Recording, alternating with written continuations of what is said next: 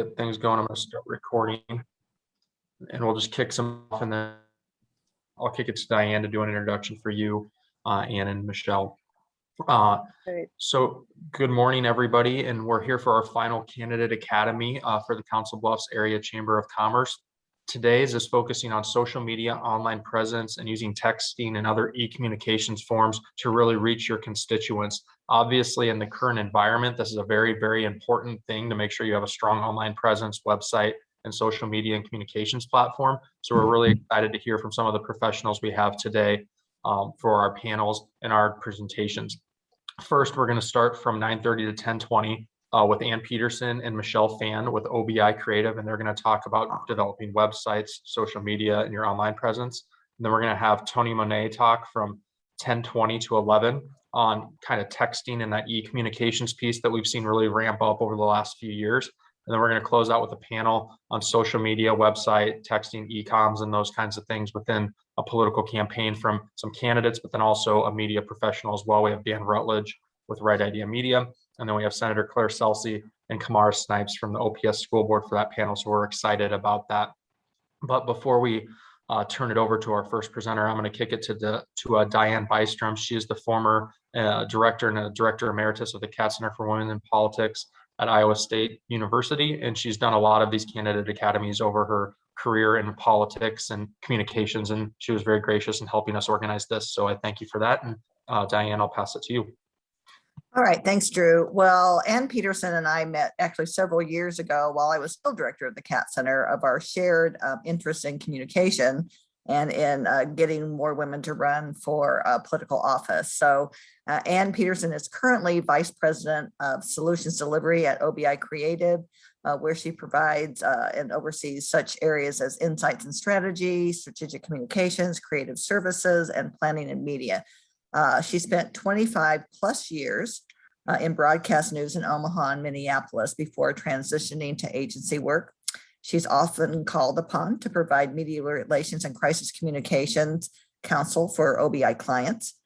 She's a former board member of the Omaha chapter of the Public Relations Society of America, and she has been inducted into the Omaha Press Club Journalists of Excellence Hall of Fame.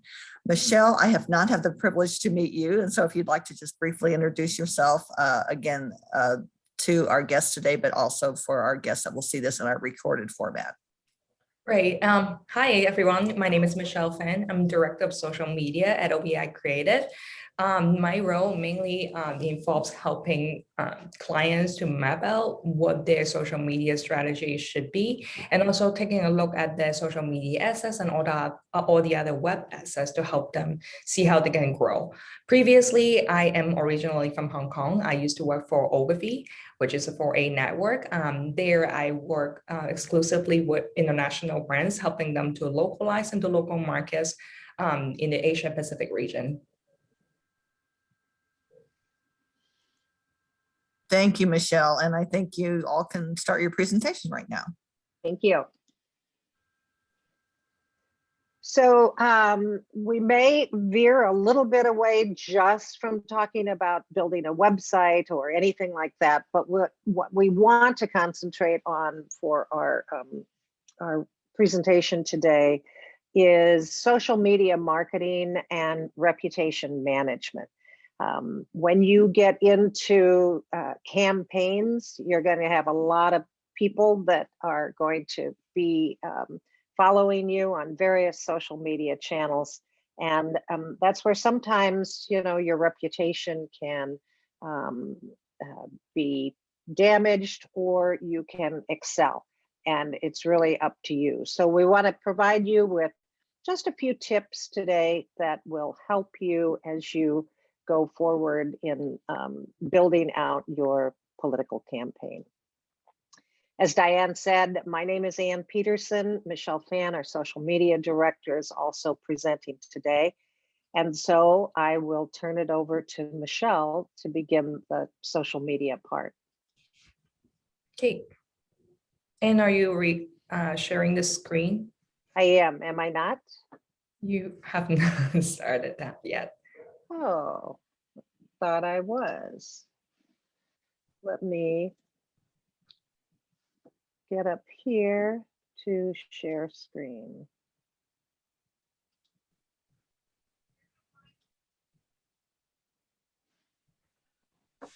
You are now.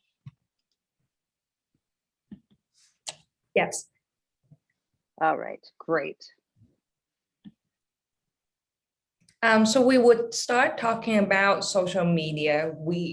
Your campaign really starts well before your announcement. So you should really prepare your social media before you announce.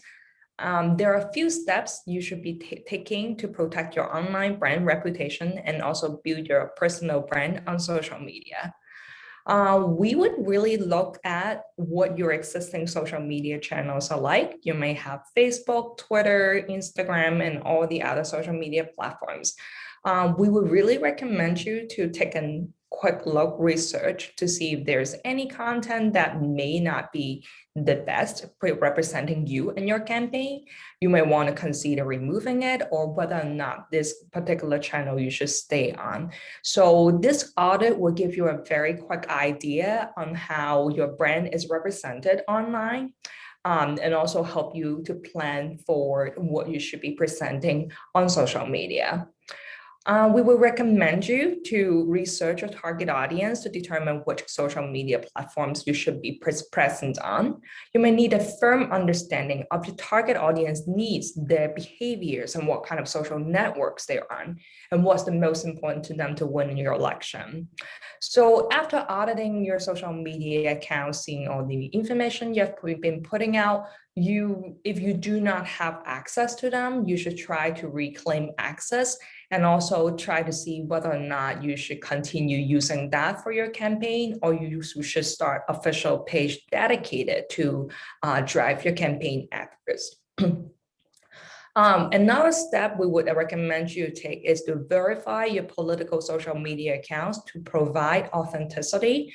What that means is when you go to social media pages such as Facebook and Instagram, a lot of times you will find a blue check mark on public figures' accounts, and that is what we call verification.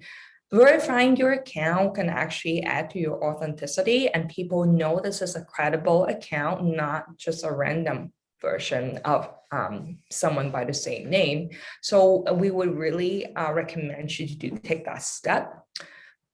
Social media platforms are great for starting discussions, getting feedback, and answering some questions about your political campaign or topics that are important to your campaign. Ask your followers for feedback on your political campaigns, both in positive and negative, so you can base on the feedback to drive change. It's a quick way to get a sense of what's important to supporters and critics of the political campaigns. It's also allowing your followers to know that you care about the needs and desires. Another recommendation I would say is to always look at your competitor on the social media to see what they're talking about, how the engagement looks like. That would give you some guidelines and also some information on how you should drive your campaign going forward. We always recommend keeping your accounts for political campaigns separate from your personal social media accounts. So for example, on Facebook, their personal pages, that might be what you're using. But when you're running a campaign, we really would recommend you to use the business account version, just so people know this is official, a campaign, not a personal profile. The difference between a personal profile and a business page would be the personal profile, you can change the privacy setting to not allow anyone who's not connected to you currently as a friend on Facebook to see any of your content. However, a business page cannot be set to be private. It has to be public facing, and all the information you share on the business page will be available to all. We would recommend you to add all your social media accounts to your political campaign website and also email signature. This way, when people get communication from you, they can access your social and start a conversation with you directly. You can even add a social media feed to your website that aggregates all your political campaign's social media posts into one place. We would recommend you to research and understand your political campaign's target audience so that you can create a social media strategy, also a response plan. Response plan, we will talk a little bit about it later. in detail. That would be a part of the reputation management piece that is very important in social media marketing. The last thing we would recommend is to tailor your message to reach your target audience and engage with them. We often talk to our clients regarding the social media presence. And on each platform, the audience is slightly different. So for Facebook, we're seeing an older audience. They're for the most active users are between age 45 and 65 plus. So the message to them might be more mature. However, on Twitter and some other social media platforms, the active users' age are typically lower. They might be between 25 to somewhere 45. And also their needs and also the desires to connect on those platforms are slightly different. So when we talk about tailor your message to reach your target audience on different platform, that's what we meant. We want to see where your target audience, the folders are, and what they care about on that specific platform, so you can really craft the message accordingly. We would also recommend you to try partner up with influencers within the community and organizations that support your political campaign that are willing to share your posts with their followers. This way you can really drive the growth. About the social media strategy, this is really why we are using the platforms to communicate the campaign. There are also always like three stages. First stage, we have to inform the voters, communicate your values and also commitments. At this stage, a communication goal is to try to build a positive image for you and also grow your awareness. The way to measure whether or not you succeeded in communications, in this communication stage, is to see if there's an increase in reach and also impressions on social media. Also, you might be able to track whether or not there's an increase in web traffic. Second stage would be to engage your followers. The communication strategy is really to start that conversations with them. You can be asking very simple questions for direct response, or it could be addressing some of the issues that you care about, you want people to pay more attention to. These are also a way to engage your filters. The goal of this particular stage is really to strengthen your brand recognition. You can really leave an impression on your voters. The metric of the stage is to measure the increase in brand mentions, meaning if people tag your name or maybe share some of your posts, that would be how we measure the increase in brand mentions and share of voice on social media. Last but not least, we really want to drive the advocacy for you. So we would leverage our partners' advocacy to try to grow your following. The goal of this stage is really to increase your share of voice on social media, getting some earned media in the social space. For the next step, we mentioned something about a clear strategy and trying to define the need. And marketing really is all about the messaging. We have two things that we need to clearly communicate across social media channel. One, we want people to see who you are. And a lot of times this can be addressed in the social media profile. You can write a very descriptive background information about you so people know who you are. Are you an industry leader?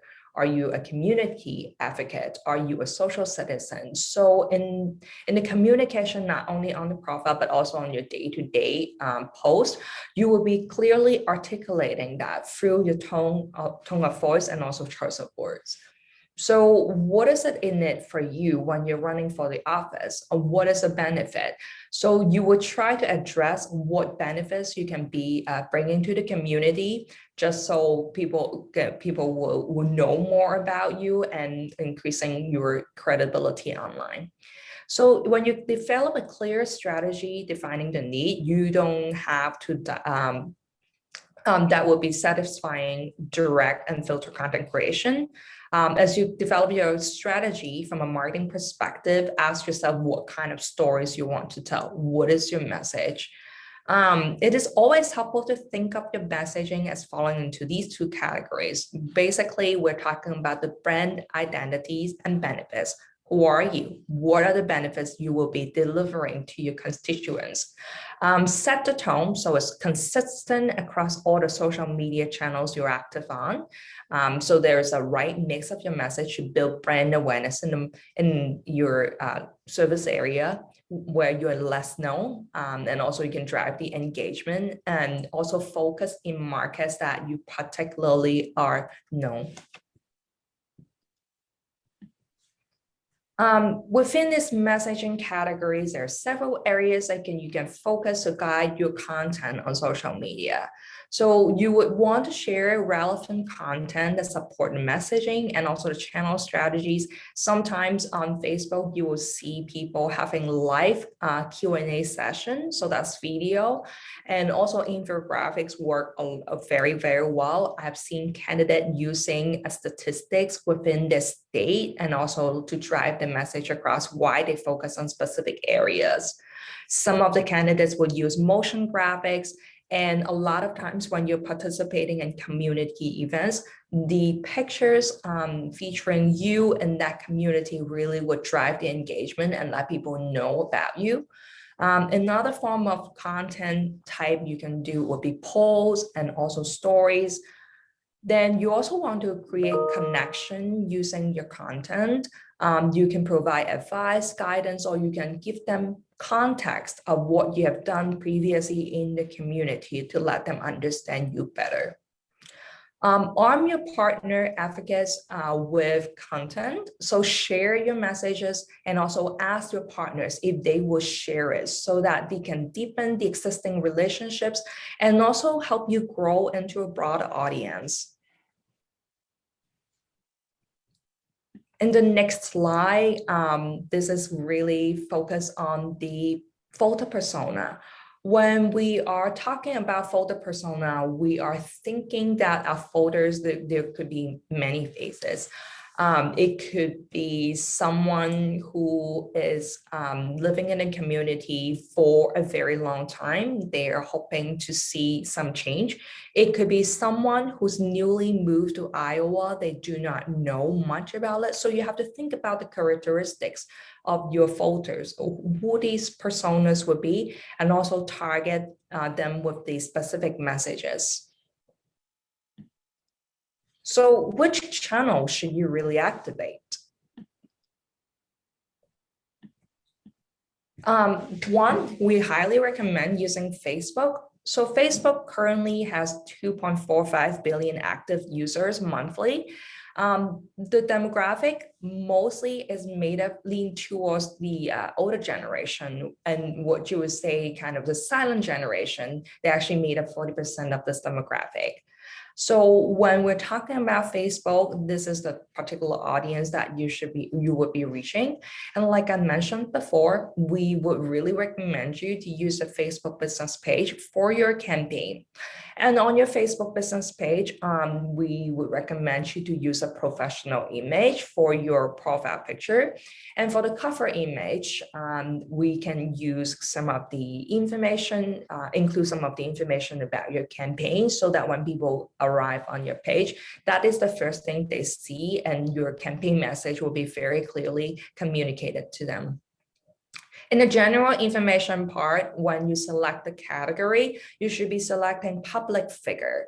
And then the handle name, you will use your name as the username. Additional contact information, we always recommend adding your campaign email. So in case someone wanted to reach out to you, there are a different approach. They can send you a message or send you an email to reach your campaign office.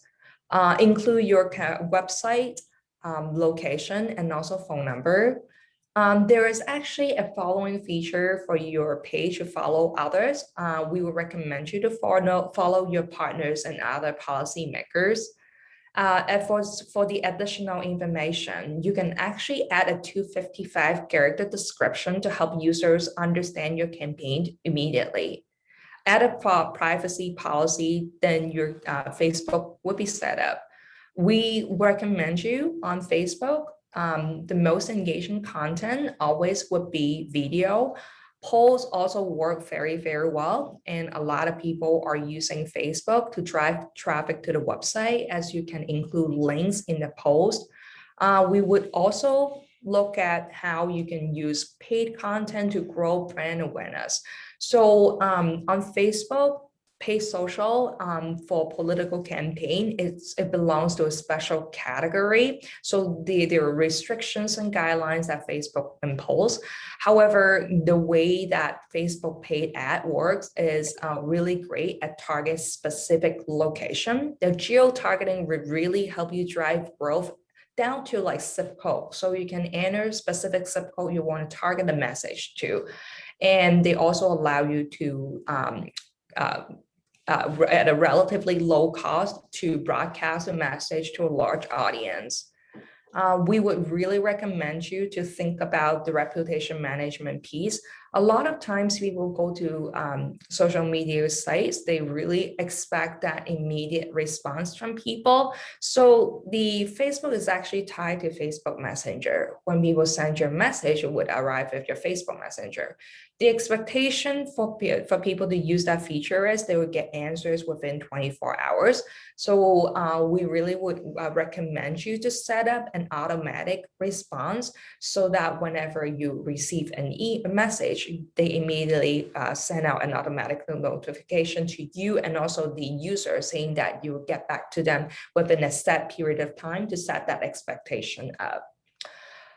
We would also be talking about a response guide later on, just so we can answer some frequently asked questions very quickly, but that would be a part that we would go back to in the later stage.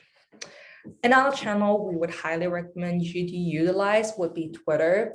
On Twitter, people share quick pieces of information and provide links to blog articles, news stories, and other blog art items on the internet. So research show a lot of people actually go through tweets and retweets very quickly, and that's also a very important news source, kind of like a news feed for people to get new information. A lot of journalists are actually there monitoring, and we would really recommend you to create a list and follow some of the influencers and also journalists to see what they're talking about, what they care about, and how the conversation about the campaign is going. People would use quotes, statistics, photos, polls, and GIFs, and even short videos to capture attention on Twitter. Hashtag is another part of the Twitter usage. People use hashtag to aggregate a lot of data, and also you will see trending topics appearing attached to a hashtag. Sometimes when you see a trending hashtag, it is relevant to your campaign, and you can join it to use it, and you can join the conversation. That is also a very quick way for you to reach a larger audience. On Twitter, when you create a page, that would start with a handle. The handle would be your name. When you start a page, again, we would recommend you to try verify your account as a public figure so people know this is an authentic account, not a parody account. The details to include in Twitter include, again, a cover image, profile picture, bio, location, website information. For following, we would really recommend you to follow all the state partners for policymakers. Create lists that you can track conversation from journalists, media outlets, and other potential partners, or even your competitors.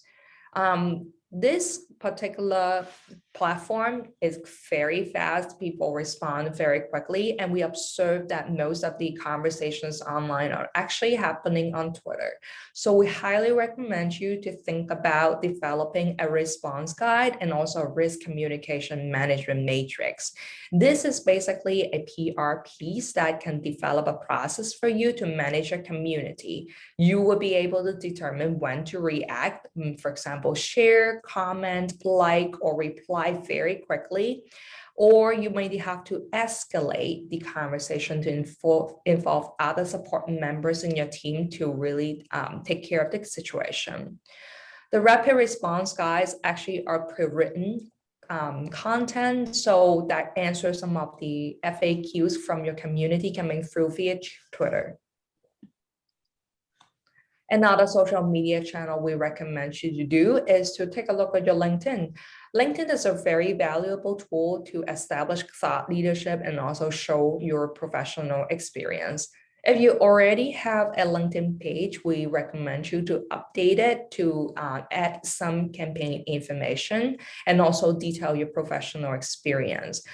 It's always good that you also include the community involvement you have. For example, you volunteer at a community board. That's where you should add into your LinkedIn page too. LinkedIn, like Facebook and Twitter, it also requires a cover image and profile picture.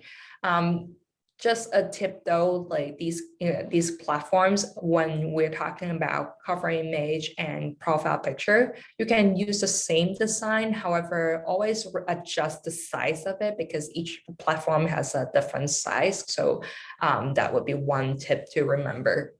As for the overview, you would add descriptions to highlight your experience and include your campaign info. And then in the additional contact info area, you can add the campaign email, your website address, location, phone number. Again, we would also recommend you to follow partners and policymakers on LinkedIn. On social media, remember, all the content you create really help you to build relationships. All these relationships are built on trust, and trust will drive votes. This is something that you need to do over and over again. The content should be out on a regular basis rather than occasional. Because voters may not be familiar with you, you will need to stay relevant and try to retain attention. Content really builds connection and relationships are built on trust, and trust drive votes. So what you do on social media matters. Before you put a message out, always check, one, is the information accurate? Fact checking is very important.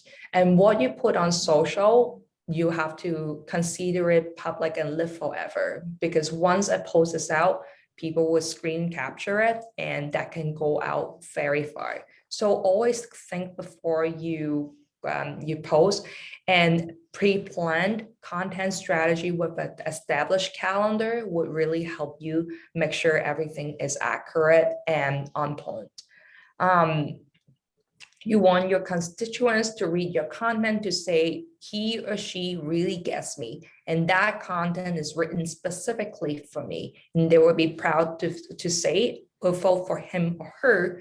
So we really want to use this social media content marketing piece to earn your voters' trust and gain more advocates for you.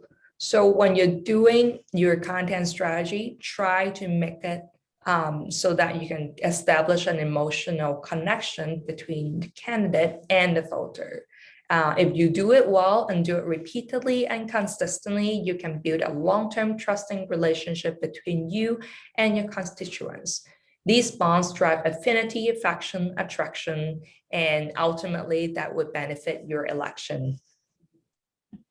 And that's the end of the social media marketing piece. We will move on now to reputation management, and Anne will be talking more about that. Thank you, Michelle. I think that a lot of people, when they begin a campaign, have to take into consideration that there could be at some point in time a piece of communication that comes out that you might think rises to the level of a crisis, or unfortunately, a lot of people think everything is a crisis, but it's not. Sometimes there are issues, things are said, but it doesn't rise to the level of a true crisis communication. If it won't harm your reputation, if it can be avoided, if it usually passes quickly, that's not a crisis. But if it could damage your reputation, if it could cause long-term negative effects, and if it tends to last for more than 1 or 2 news cycles, then it's something that you need to pay very close attention to. Your goal in a crisis is trust. Michelle has spoken a lot about your social media, putting out good content, establishing trust between you and your constituents or voters in your area. You have to consider that, because that will help prevent a crisis if you are honest, if you are authentic, if you are detailed in your beliefs, and if you don't make promises that you know can't be kept, or if you don't use incendiary language or anything like that. But if you should find yourself in a crisis, your goal is to either regain or continue trust from the people who follow you. Promises are fulfilled, expectations are met, values are lived. Show people that you care. Ask the right question. And this is key to any crisis communication issue that ever could come around. It's tried and true and used by the best of the best crisis communication professionals. What would reasonable people appropriately expect a responsible organization, or in this case, candidate, to do in this situation? Now think about that a little bit. What would reasonable people appropriately expect? You can't set your crisis communication strategy according to the fringes, because you'll never meet them. But reasonable voters, people that you know, people that you associate with, people that you have established a trusting relationship, what would those people expect for you, a responsible candidate running for office? What would they expect you to do in this particular situation? Seek guidance from some of these folks that you trust and who trust you and who know you and know your values, because that can help you reach a decision about how you should go forward. I think the one thing that we really want to emphasize is silence isn't golden in this situation. You can't run away from a crisis. It will only become worse. So if you do nothing, say nothing, or go into hiding, it's seen as indifference or as an affirmation of guilt. It allows your critics or your adversaries, the media, to define the crisis, your motives, and your actions. And it challenges and invites critics and opportunists to rally public opinion against you. The most important thing for you to do is control the message. Don't let someone else control it for you. So what should you say? Typically, in a crisis situation, you have to acknowledge what the crisis is and express awareness of the event or the issue. I recall being in a crisis seminar one time and hearing the story of a CEO who walked into the communication department and said, "This is terrible, this is terrible. We have a 60 minutes problem. They want to come and do a story." And the communications person said, 60 minutes isn't our problem. The fact that we have someone who's been embezzling money from the company, that's our problem. Now we have to figure out how to communicate it. So acknowledge and be aware of the event or the issue that is actually the problem, not the fact that media have learned about it or other people are talking about it. If there are victims or potential victims, express sympathy, show empathy. Don't be so stoic that you can't understand what other people might be going through. Express what you care about. What are your values? And let people see that and understand that and be aware of that.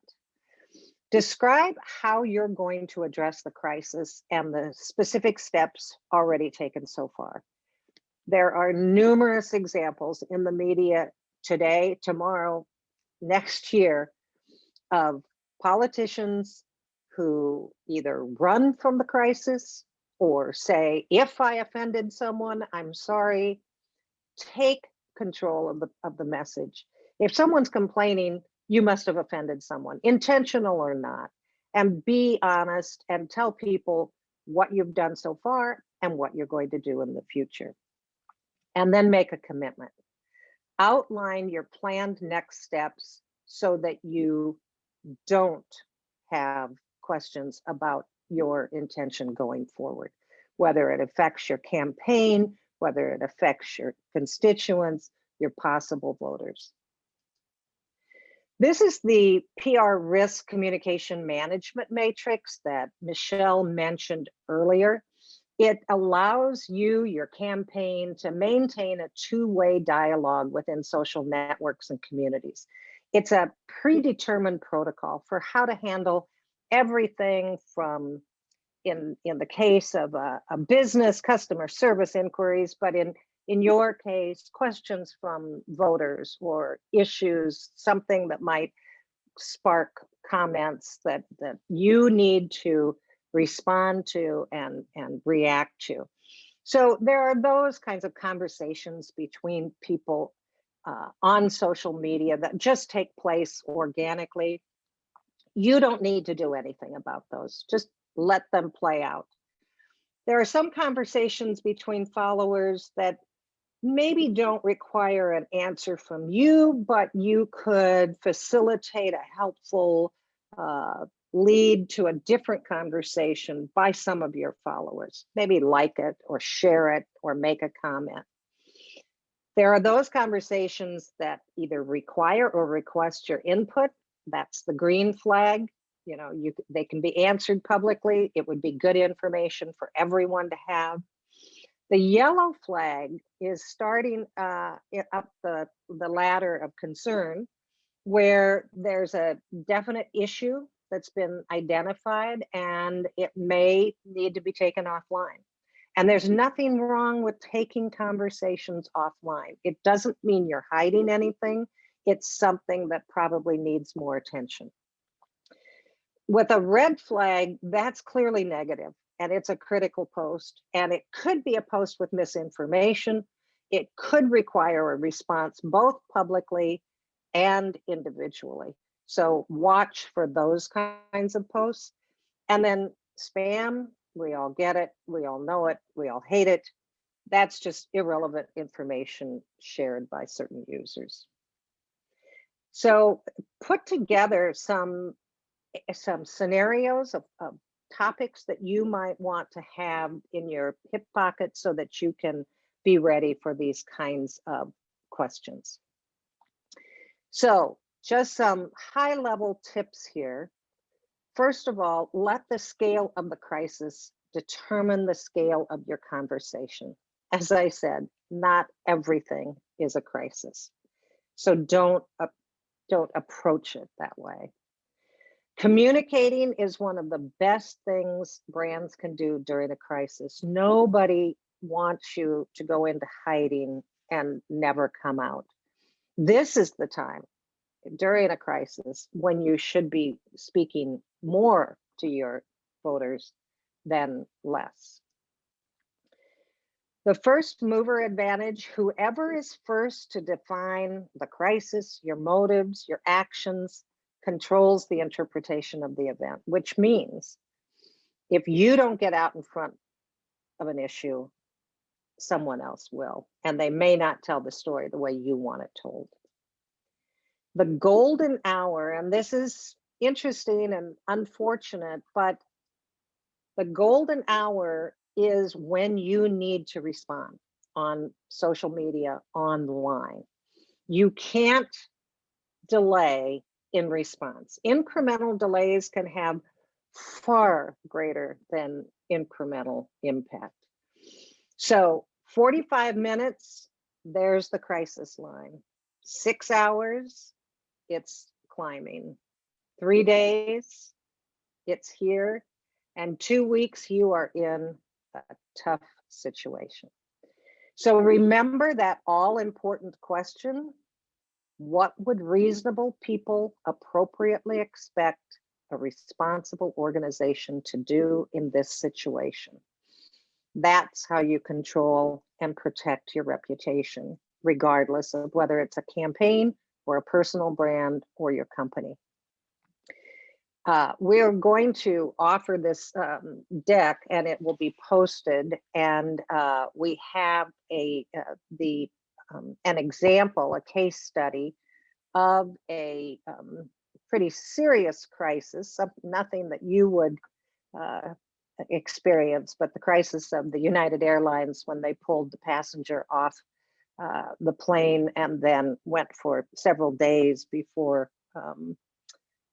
responding to that, in the appendix, and that will be available for you to look at. We've got about 8 minutes, Drew, for questions if anyone wants to ask, and I will stop sharing my screen. Well, thank you, Ann, and thanks, Michelle. I see Barry posted a question in the chat for Michelle. I'm specifically asking, Facebook and Twitter were touched on heavily. Do you have any insight about the use of Instagram and how that can best be utilized? Yeah. Excuse me.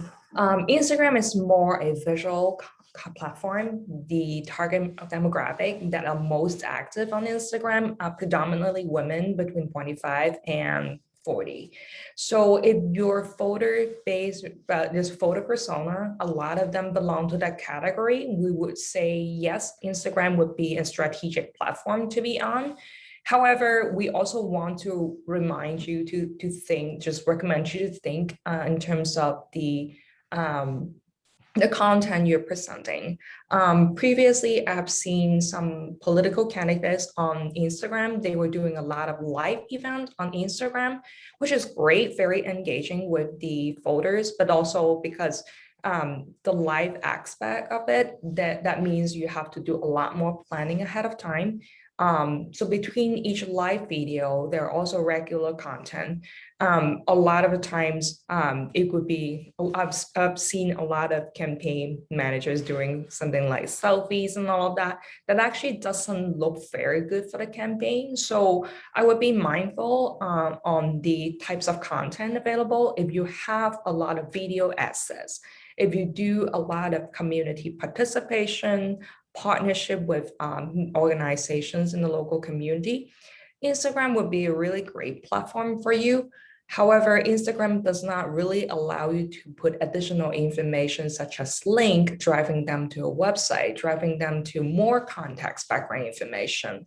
It might not be my primary focus if I'm running for office. That could be a secondary platform to utilize. There's another aspect to think about too, because Facebook and Instagram are actually connected. Earlier, I was talking about Facebook paid social media ad. When you place ad on Facebook, you can also have the option to put it onto Instagram, even though you do not have an Instagram account. So for example, you have a campaign message that you want to promote. You actually can utilize paid to reach the Instagram audience as well. So I would say Instagram could be a platform to utilize if it matches your photo persona. However, I would not use it as a primary channel to communicate.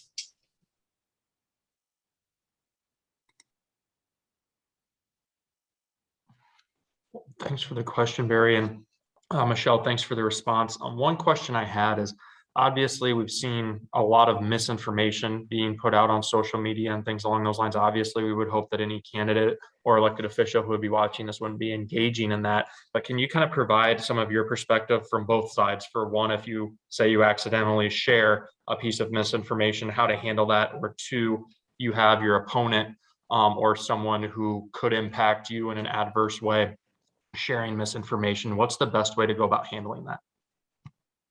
I do think that falls under the reputation management and getting that messaging matrix established from the beginning, not waiting until you see misinformation posted.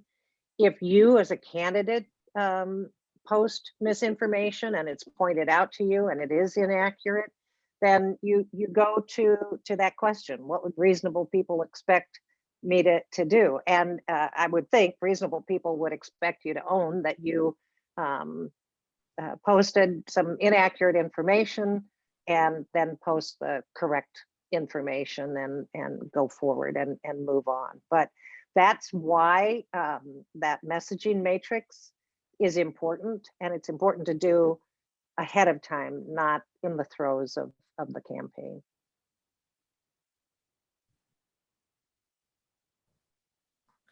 Yeah, I had a question too, and actually this came up a little bit when, I use both. I have personal, and then I also have been involved with the League of Women Voters in Nebraska. So we have, and I'm a director of communication now for the league here. And so I have my personal, and I have the league accounts for Twitter, Instagram, and Facebook.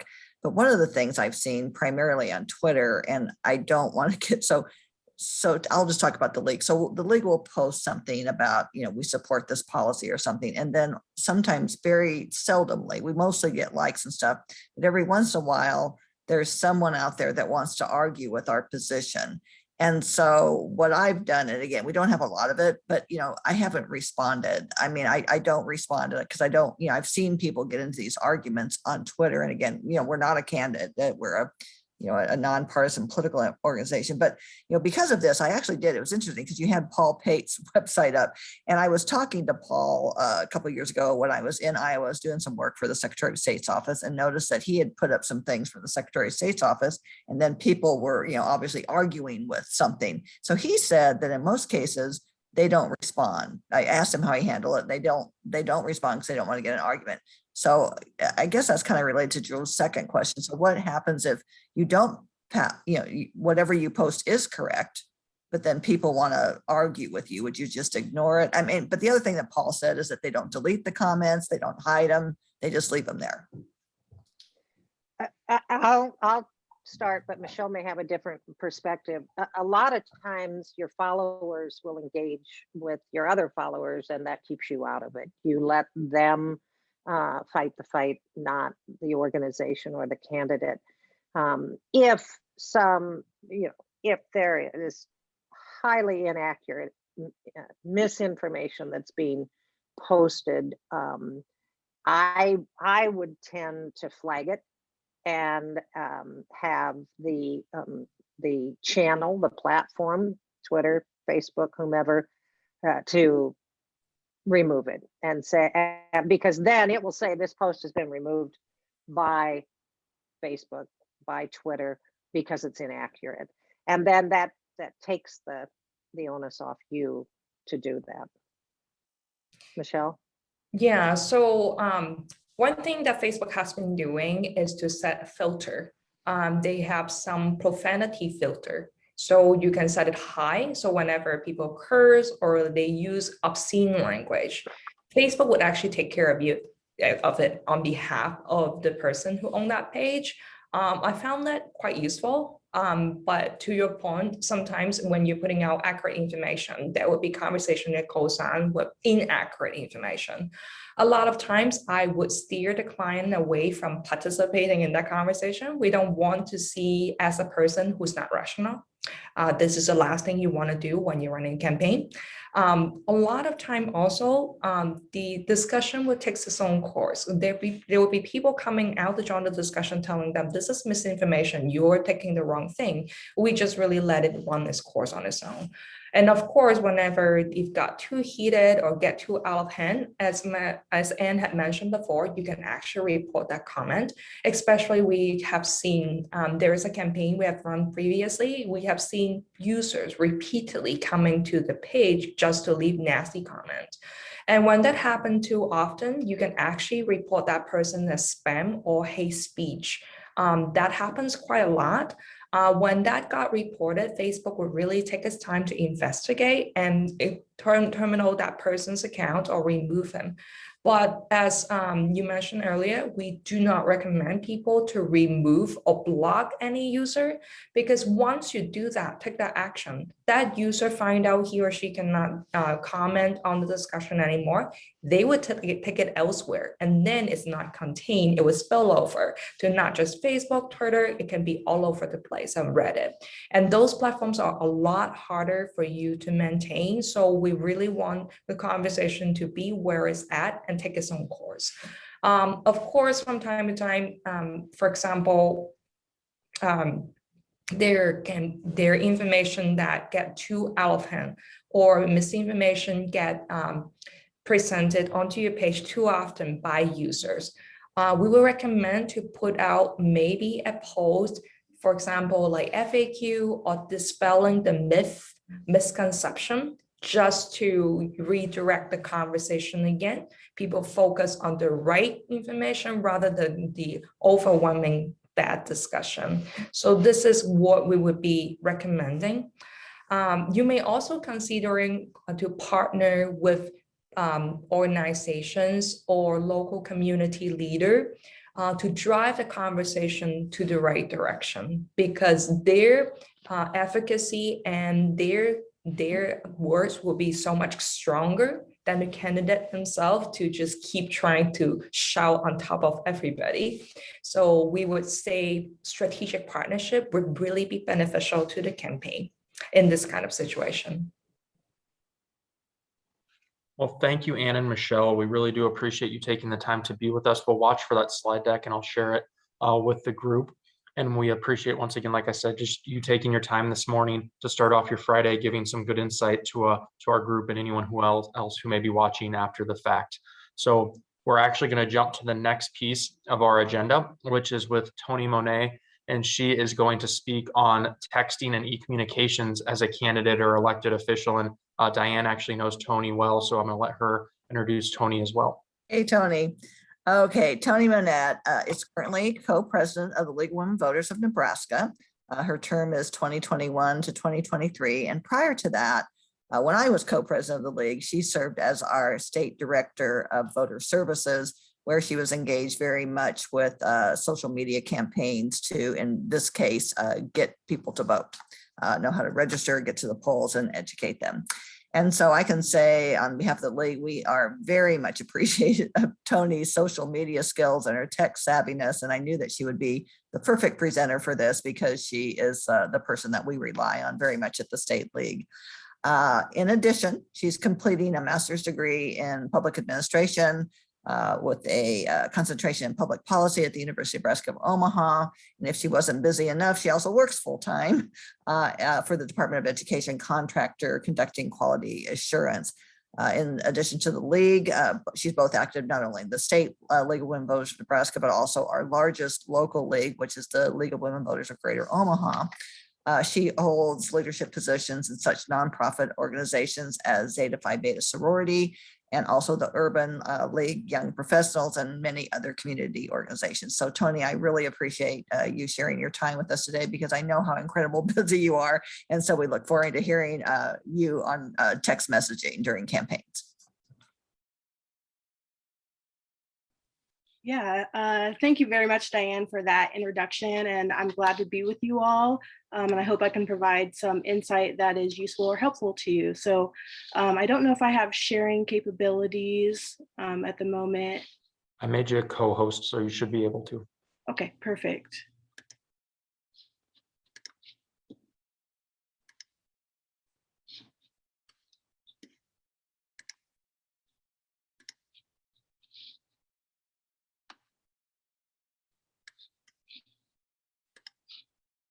All right. Can everyone see my screen okay? All right, sounds good. Okay, so today I'm going to talk to you a little bit about texting and electronic communication and how you can best leverage those tools to connect with your constituency. So as we all know, during the pandemic, digital communication has kind of come to the forefront. So it's obviously a necessity at this point in both campaigns and as an elected official.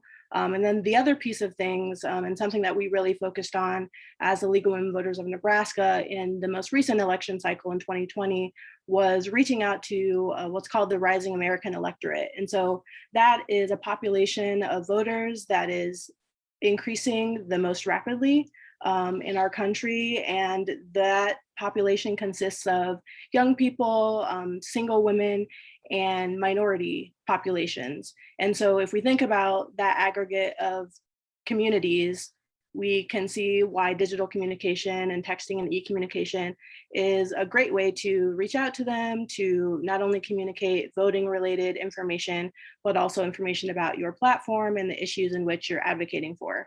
And of course, we know just in general, digital communication and electronic communication just to have the ability to expand your network and expand the reach of the information that you're sharing. So today, I'm going to talk to you a little bit about how and when to implement digital communication, both texting and electronic communication. So you see here, there are multiple different ways in which you can implement those tools. So you can use it as an education tool to follow up on voting related matters or any issues that you are advocating for in terms of your platform, and also just to increase turnout in general and get out the vote in communities. I'm going to talk a little bit about messaging and campaigns. So it's one thing to utilize texting and electronic communication, but it's another thing to be strategic about the messaging, and particularly when you are using texting and other forms of electronic communication, it's usually a quick and instant kind of communication. So you want to make sure that your message is impactful and strategic. And lastly, talking about some of the barriers and gaps that you might experience and how to kind of navigate those when you're dealing with electronic communication. We all love technology, but we also know that there are some barriers to it. So there are ways in which you can kind of address those things to make sure that you're being effective. And I kind of want the presentation to hit on both the candidate side and the elected official side of things, because much of the information will overlap, but there are some differences in how you might frame your texting or electronic communication. And then just thinking about generationally, so I'm a millennial, so I use electronic communication a lot, and how your messaging might change when you're communicating with a particular or trying to engage a particular group of individuals, I think is important. And then lastly, discussing the digital divide and how we can navigate some of those barriers in our communities.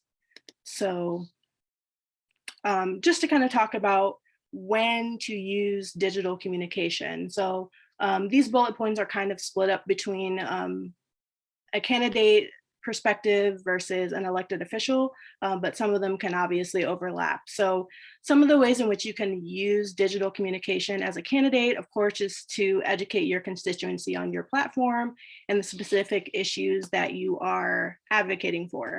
And this is going to be important, but there is a little bit of pre-work you'll need to do to make sure that you are actually aligning your texting and electronic communication efforts to the communities that you're trying to reach.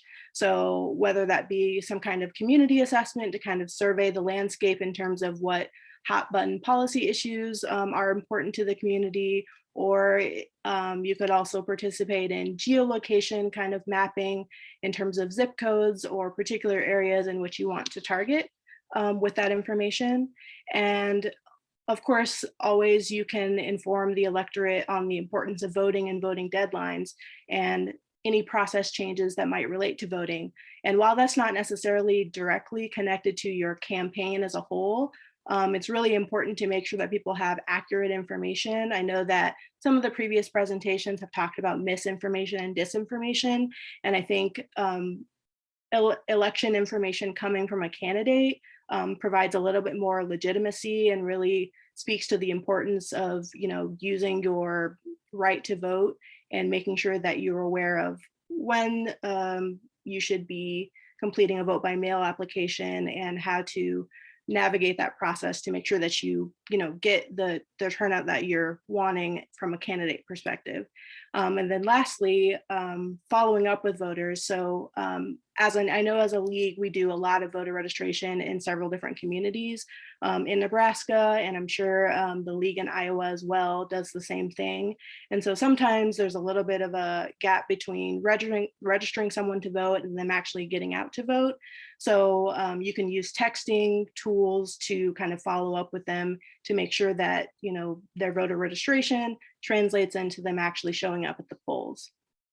And I'll talk a little bit more about that a little bit later. And then the other side of things is, you know, once you're elected, what do you do, or how do you use digital communication to be effective? And so as an elected official, I would say one of the ways in which you can educate your constituency is on, you know, ballot initiatives, any legislative policies that you're working on. And I know that a lot of elected officials kind of, you know, frame their electronic communication, you know, based on their platform and kind of what they're wanting to advocate for. But I also think just general education about ballot initiatives and things like that in general, because sometimes there can be a lot of jargon in those initiatives and a lot of jargon in our, you know, legislative bills that come out of our legislative bodies. So as a candidate, again, because texting and electronic communication are blips of information, I think it's a good way to communicate the specifics or the highlights on those types of initiatives or policies. And then secondly, I would say beyond just promoting, you know, your platform and what you're advocating for and issues in the community that you're trying to address, I think it's also a good way to utilize texting and electronic communication to inform your constituency or invite them to other forms of civic engagement, whether that be forums or other community discussions that allow them to learn more about, you know, the issues in the community and how you're personally addressing them and how others might differ from you. I think it just gives you a real advantage if you're able to utilize digital communication in those ways. And it, you know, engages your constituency beyond just the polls and, you know, keeping them engaged in your platform, your campaign, and what you're advocating for as an elected official. So as far as how do you implement digital communication and what tools are out there? So I have a couple of them listed here on the slide. These are two tools that I've used fairly heavily in my work, working with the league specifically and just communicating with candidates. So one of them is ThroughText, which is a texting digital communication service in which you can utilize automated text messages that you kind of create, and you can send it out to segments of the population, depending on who you're trying to target. And I'll talk a little bit more about some details related to the platform and how to effectively use it. And then Outreach Circle is another kind of relational organizing digital communication or electronic communication tool that allows you to put out action alerts and other communications to not only your network, but anyone that joins your circle can also blast the information out to their networks as well. So it's a really good tool to get a lot of information out to a broad range of people. And then another piece of that, in addition to the tools and platforms, is utilizing data from Fenn. And I don't know if you all are familiar with the Voter Activation Network, but basically it contains voter files for usually your state that you're looking to do any type of texting or digital communications in, and you're able to filter it based on different variables. So for example, if you wanted to target a constituency in a particular zip code, you could filter by that particular variable. Or if you wanted to communicate with, you know, voters that are 18 to 24, it will have that information in that Voter Activation Network file that you can import into these platforms and, you know, have a more targeted approach to your communication. So with that being said, so like I mentioned, ThroughText is a texting service it does have a cost associated with it, but in my opinion, it's worth the cost in terms of candidate or even as an elected official, because it allows you to, sign up for an account. So basically, once you have purchased the software, you'll sign up for an account, and then you're able to create campaigns. I don't know if you can see my screen well here, but basically you would create a texting campaign. You would call it whatever you'd like to. So for example, if you were wanting to get information out, let's say that you wanted to we'll use the League as an example. So the League of Women Voters has a platform called Vote 411, which is a platform that houses nonpartisan candidate information for federal, state, and local races in various different states. So if you wanted to inform your constituency about that service and the information that's out there related to that, you could create a Vote 411 campaign, and then you could import information from that voter activation network that I mentioned earlier into the system so that you can target specific demographics of voters, like I said, geographic locations, whatever target. You can import those contacts from the voter activation network. They kind of work together. And then once you do that, you can customize your message. So essentially, when we did it as the League of Women Voters of Nebraska, we were reaching out to individuals, requesting them to complete their vote by mail applications. So our initial message was something along the lines of, "Hi, we see that you're a registered voter in Nebraska. Have you completed your vote by mail application? And here's a link if you have not." So that was kind of our initial message. And then they could respond with yes, no, or I've already completed it, or I'm in the process of completing it. So you can both set up that initial customized message and also those responses. And so when your volunteers that are working with your campaign, or if you're an elected official, those that are helping you with your communications, when they're texting or doing the electronic communication and volunteering for you, all of that is already set up. And then the cool thing about through text, there's also a survey portion of it as well. So as they're texting voters or potential voters in the system, you're able to set up a survey. So after you get a response, you're able to mark that survey as, yes, for example, if we're talking about vote by mail, you can mark the survey as yes, they have completed their vote by mail application, or they indicated no, they haven't, and it will aggregate that data for you. So you have some metrics, because I know it's always important for people to see the impact of the work that they're doing. So that's also an option there as well. And then with Outreach Circle, like I mentioned, it is more of a relational organizing electronic communication tool. But again, you will set up an outreach circle for example, your campaign or as an elected official. And basically, it's similar to a Facebook or a Twitter.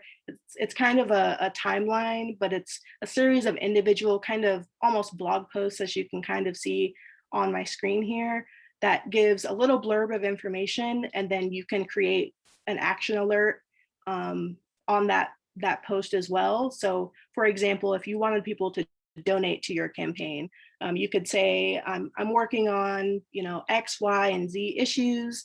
If you support these issues as well, donate to my campaign. You can include an action link there for them to click on, click here to donate, and it will take them directly to your donation page, for example. So you can set up a series of different actions or tasks that you might want people to take, or information that you might want people to know about as it relates to your campaign, or if you're working on legislation or policy of some sort.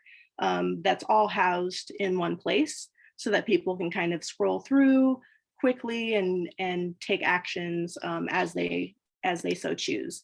And I think that it's really important to be able to, convenience is important. So when we talk about texting and electronic communication, I mean, there's a kind of a saturation of information, especially during election season. So how do you stand out? How do you provide concise bits of information for your constituency that is relevant to them, and that, ask them to act in some way? Candidates, I think, can also use this tool for their internal campaign teams. So if you are working on digital communications and you just want to make sure that everyone has the same information and you kind of are speaking with one voice, you could use it for that purpose as well.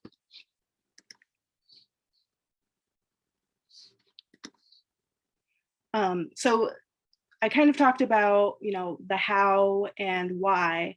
So now I'm going to talk a little bit about messaging and how to structure your messaging within those texting and electronic communication tools to make sure that it's most effective.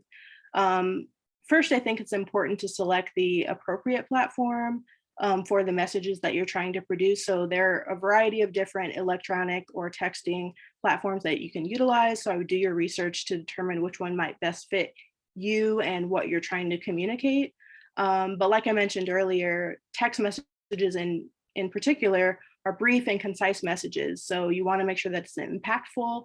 And I think it's also important not only to educate your constituency about a particular issue, but asking them to act, because it gets them engaged, which kind of sets you apart from just, providing information. And then, like I mentioned as well, campaign traffic is usually high, so you want to stand out in your electronic communications. So this is kind of a timeline. I don't want you to pay as much attention to the timelines, because I think it will kind of vary depending on where you are in your campaign, whether you're seasoned, whether you're already an elected official, but just some things to think about in terms of your messaging and communications.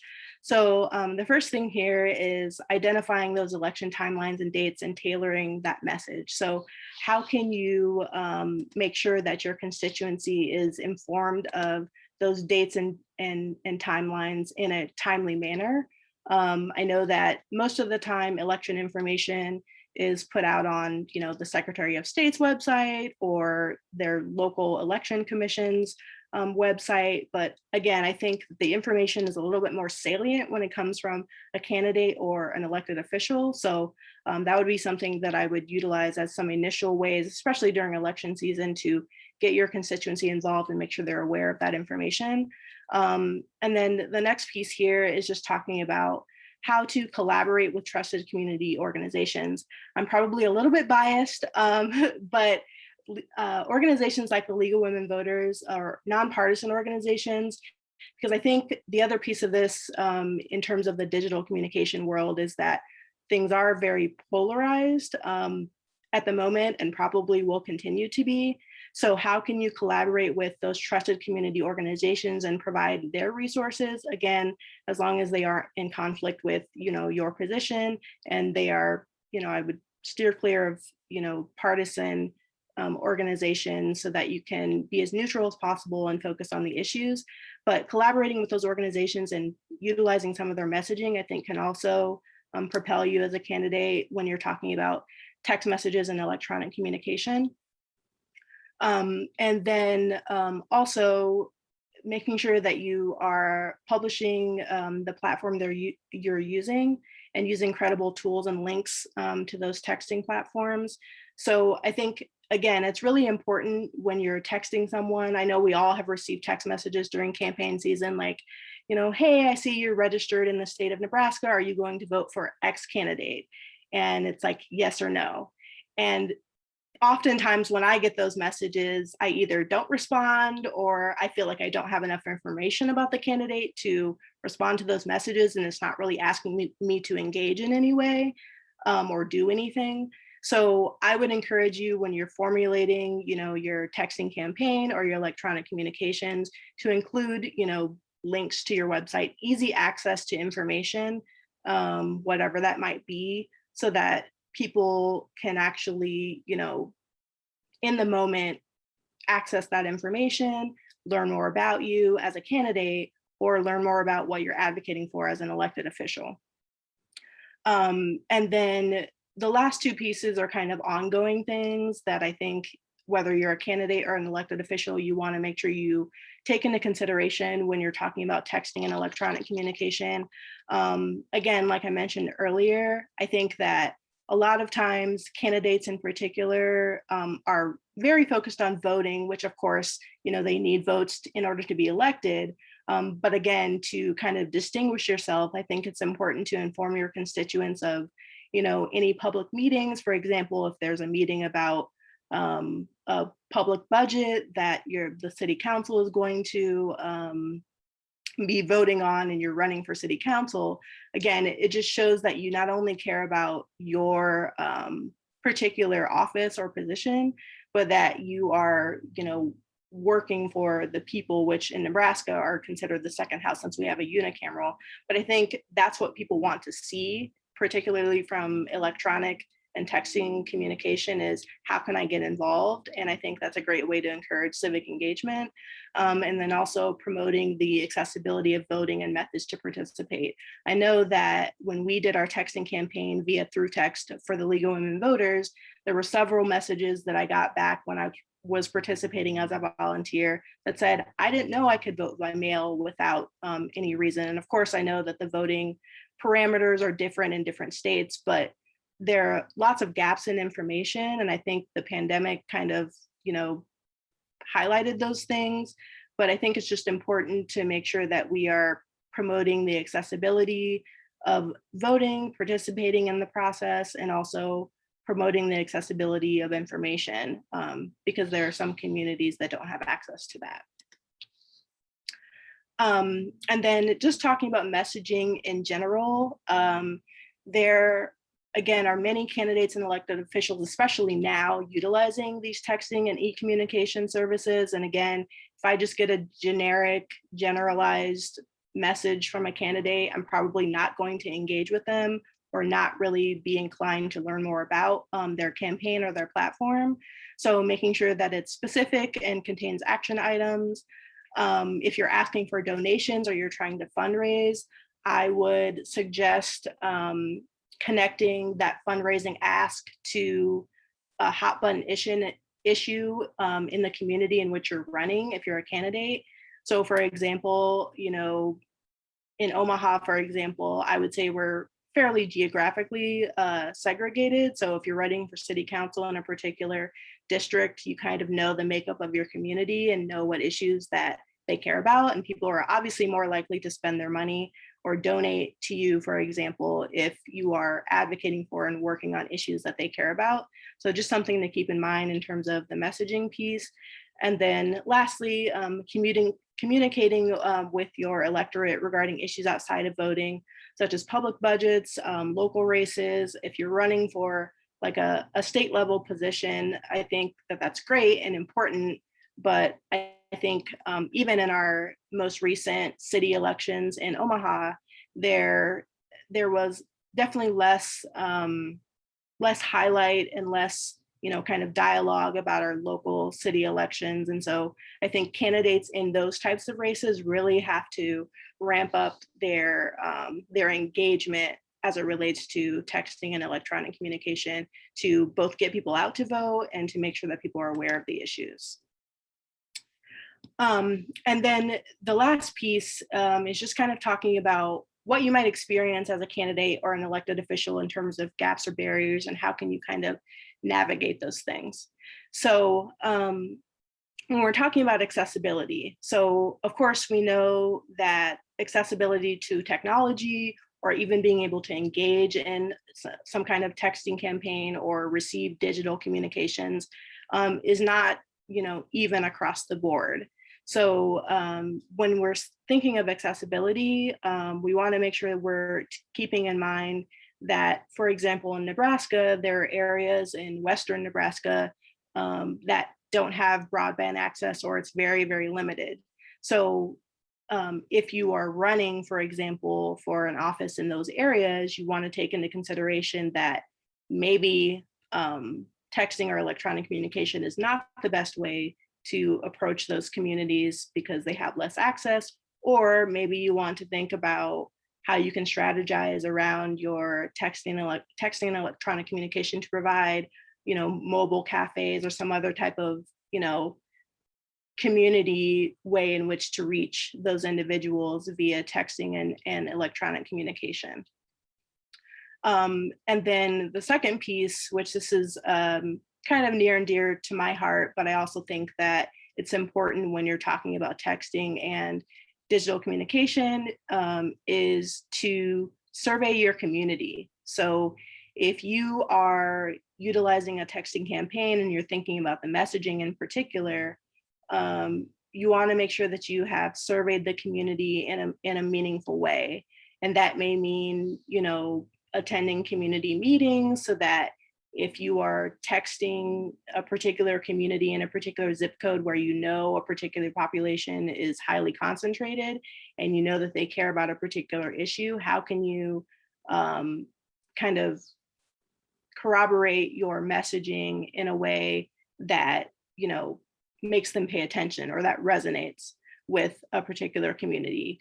And I think connecting that community assessment with your targets in terms of your texting and electronic communication is kind of unconventional. I don't know that a lot of people have spent a lot of time in really drilling down what that actually means.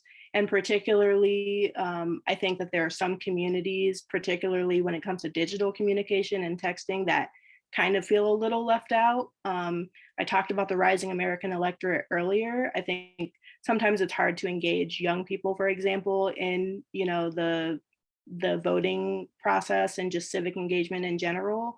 So thinking about what that looks like in terms of diversity, equity, and inclusion, and how can we target them in a meaningful way and survey them first so that we know what issues that they care about, because they're more likely to vote for you. And, since they're one of the growing populations of our electorate, it's really important to pay attention to those things.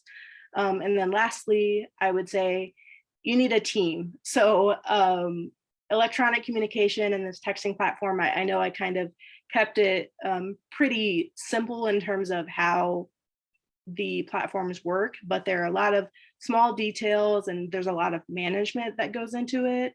So of course, communication in general has to be consistent for it to be effective. And so there's some campaigns and candidates that I have followed recently that, will post something or send me a text message, but then I never hear from them again until, right before the election. So I think one of the important things about performing a text campaign or communicating electronically is being consistent both with your messaging and in how often you are communicating with your constituents. You don't want to blow up their phone with text messages, but you do want to make sure that you have consistent communication so that they can continue to engage with your campaign, or if you're an elected official, continue to engage with the work that you're doing and get involved with it. So I would really encourage you to make sure that you have a team that's completely dedicated to this, that's doing the pre-work of, what communities do we want to target? What geolocations do we want to target? What does our messaging need to be? Does it need to change? Do we need several different campaigns, for example, if you're using through text, to really make our messaging effective and really target both communities that we have worked with in the past and communities that we're now trying to reach if you're running in a race that hasn't necessarily been involved in, voting or the voting process. What does that look like? In particular, particularly during election cycles, I think it's extremely important because there's a lot of moving parts as a candidate during those heavy, busy seasons. And so thinking about how this communication looks beforehand, I think is a good strategy to have. In closing, I would just say, make sure you're kind of reimagining your outreach. I know that sometimes people steer away from technology because it can get a little convoluted and there's a lot of moving parts, and there are a lot of people that will, comment or have something to say, and it never really goes away once you post something digitally or you send a text message or you're communicating electronically. But I think it's really important because electronic communication can be an act of rebellion. And I say that in the way of, we live in a very polarized society. And so how can we utilize communication not only to make sure that accurate information is being presented, but that we are, focusing on the issues rather than the parties and making sure that we are focusing on, the constituents themselves, their communities, their quality of life. So as it says here, good communication is the bridge between confusion and clarity. And I really think that that is true. And it's something that you can definitely leverage with texting and electronic communication, both as a candidate and an elected official. So that is all I have. I don't know if there are any questions in the chat. I haven't really been looking, but thank you all for your time. Thanks, Tony. We appreciate you taking the time to be with us today and that really good information you shared. It's very timely. I think we all probably saw in the 2020 election from some candidate, local, whether they were local, federal, whatever, some texting and good uses of it and not so good uses of it potentially. But we really do appreciate your insight on that. Does anyone have any questions for Tony before we let her go? Tony, it might be kind of helpful. And again, for those that want to use either through text or outreach circle, just some practical advice on how to sign up for it. And I might add, I'm editing a book now on the 2020 election, and there's a case study in that about a candidate who was running for state senate in Kansas who did use outreach circle. So it was kind of a case study about how they did that. And so it was very interesting. And so, for those of you thinking about running, it might be helpful to outreach circle. I don't think there's a cost to the league, but there would be to a political candidate, the way I understand it. And as far as through text as well, like how they might sign up for that. Yeah, so if you go to either through text or outreach circle, there is a, kind of a pricing schedule in terms of, it depends on how much you want to use the service, the frequency in which you want to use it, the population, for example, if you're using the voter activation network, like how many contacts, I guess, that you're planning to utilize, and the pricing kind of scales from there. But I would say if you go to the website and kind of look at the pay scale or the pricing scale, it's pretty easy to sign up. You would sign up probably using your campaign information, and then you would connect that information directly to the VAN network, and it will pull the voter files, and you can kind of collaborate there. So I would probably encourage you to, the resources, when we've used it, it's just been a resource that's been available to us. So I haven't really worked on the front end and initially signing up for it. But I would say if you, want to use it, there are probably brand reps or individuals from those particular platforms that can kind of walk you through what you're, you can decide what you want to use it for, and they can kind of talk to you about the best options for that. And in this case study I read, so they wanted to do it, and they used outreach circle, which I don't know if it's new, it's newer than through text, but they did use it in the 2020 campaign. And this whole case study talked about how they had weekly staff meetings to talk about the use of outreach circle, but they did have a rep that came to them and told their volunteer staff how to use outreach circle. And, the conclusion was by these researchers who did the case study is that it was very effective in that campaign. There were some things that they had to get over, but it was an effective use of time. Yeah, and I guess that's kind of the other piece. I know that people like to measure their impact, like, is this really, really worth, engaging in? And so I know with through text, like I mentioned, the survey piece of that, where it will, aggregate the data for you depending on the responses that you get. But I believe Outreach Circle has a similar thing. And if not, you can always connect other electronic platforms to that. So if you, for example, Bitly is like a service in which tracks like the links. So if you connect a link to your text message campaign, you can see how many people have clicked on it to kind of gauge, whether it's actually worth it as well. And I know that, with budget considerations and other things, when you're running for office, that's an important consideration also. So.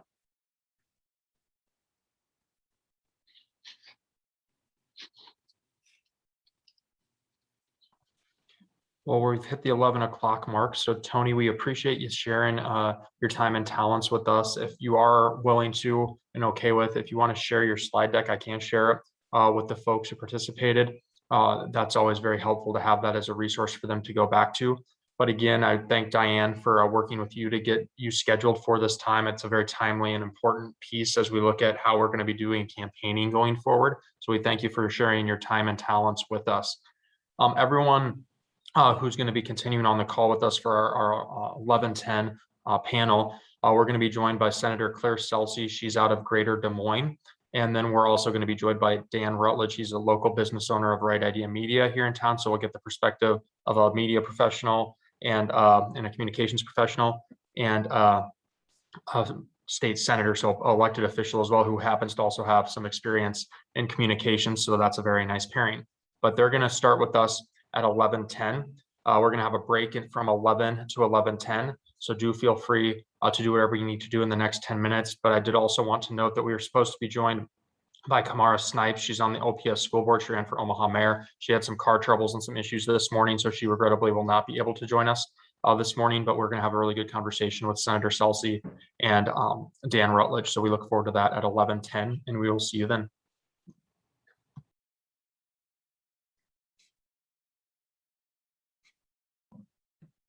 Thanks for jumping on with us, Senator Celsi. You probably heard that we'll be jumping back on with everyone at 11:10 to give them a little bit of a break. Yeah, sorry, I'm a little bit early. I just wanted to let you know I was here. Oh, I appreciate that. I'm just going to turn off my video for a little while. Okay, thank you. Claire, great to see you. Hey, Diane. Good to see you as well. How's retirement? Doesn't look like you're really retired. It's not, You're it's still doing not all working. kinds of It's not things. working out very well, Claire. Especially this week. So, Right. yeah, so no, but great to see you. And so Good looking to see you. nice. And just for you to know, Drew, is that actually Claire had been before she ran for political office, and Claire has her own marketing and communication company. She actually, we asked her to present on social media as a professional at our Ready to Run campaign school. So that's how I first met Claire. And then she presented at our campaign school and then decided to run for office herself. And so is now one of the women in the state legislature in Iowa. So anyway, I'm going to shut off my video, take a quick break, but and then be back and I don't know, Tony, are you able to stay on? Are you going to need to leave? I don't know if Tony says her mic's off, so maybe she's off too. So maybe she's probably taking a break. That's the other thing, Drew, is that Tony, if she stays on, she might be able to answer some of the questions that you might pose, or I think we could just go with the two panelists, but it's up to you. So. Yeah, we have quite a, we can see if she can participate as well. We have quite a few questions, and some of which I think will probably be involve some detailed answers just because of the extent of things, especially in the current environment. But yeah, no, she's more than welcome to stay on if she wants to and provide some insight. Yeah, and it might be that she might just want to, pop in if she's going to stay. All right, I'm going to go take a quick break. So I'll see you in 6 minutes. Yep, we'll see you both then. Thanks. Back, thanks.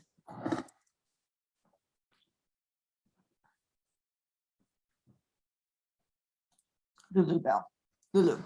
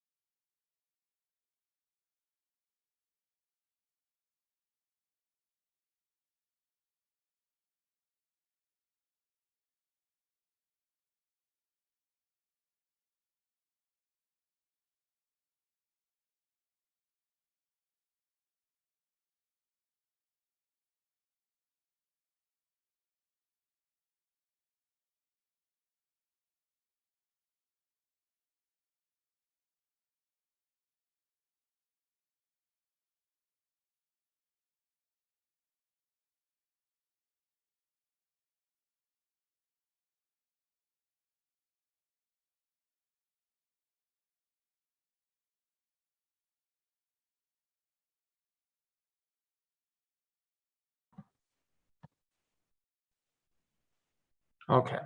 Sorry, we're a minute or so late. I actually had a call from someone in the media, so I had to actually practice some of the things that we've been working on and some of these things to talk to them about some of the issues we're having with some workforce issues. Um, But I did text Dan Rutledge. I will say he is overseas. He's in Sweden. He'll be joining us from Sweden. So I'm just making sure that there wasn't any confusion with the time change or anything like that. So I'm waiting to hear back from him. But what we'll do to really get things started is we'll first kind of just obviously introduce the panel and what the panel is going to be about. And this is our elected officials and then also media professional or communications professional panel to really talk about the issues of social media, online presence, texting and e-communications, and those kinds of things within a campaign or while you're in elected office.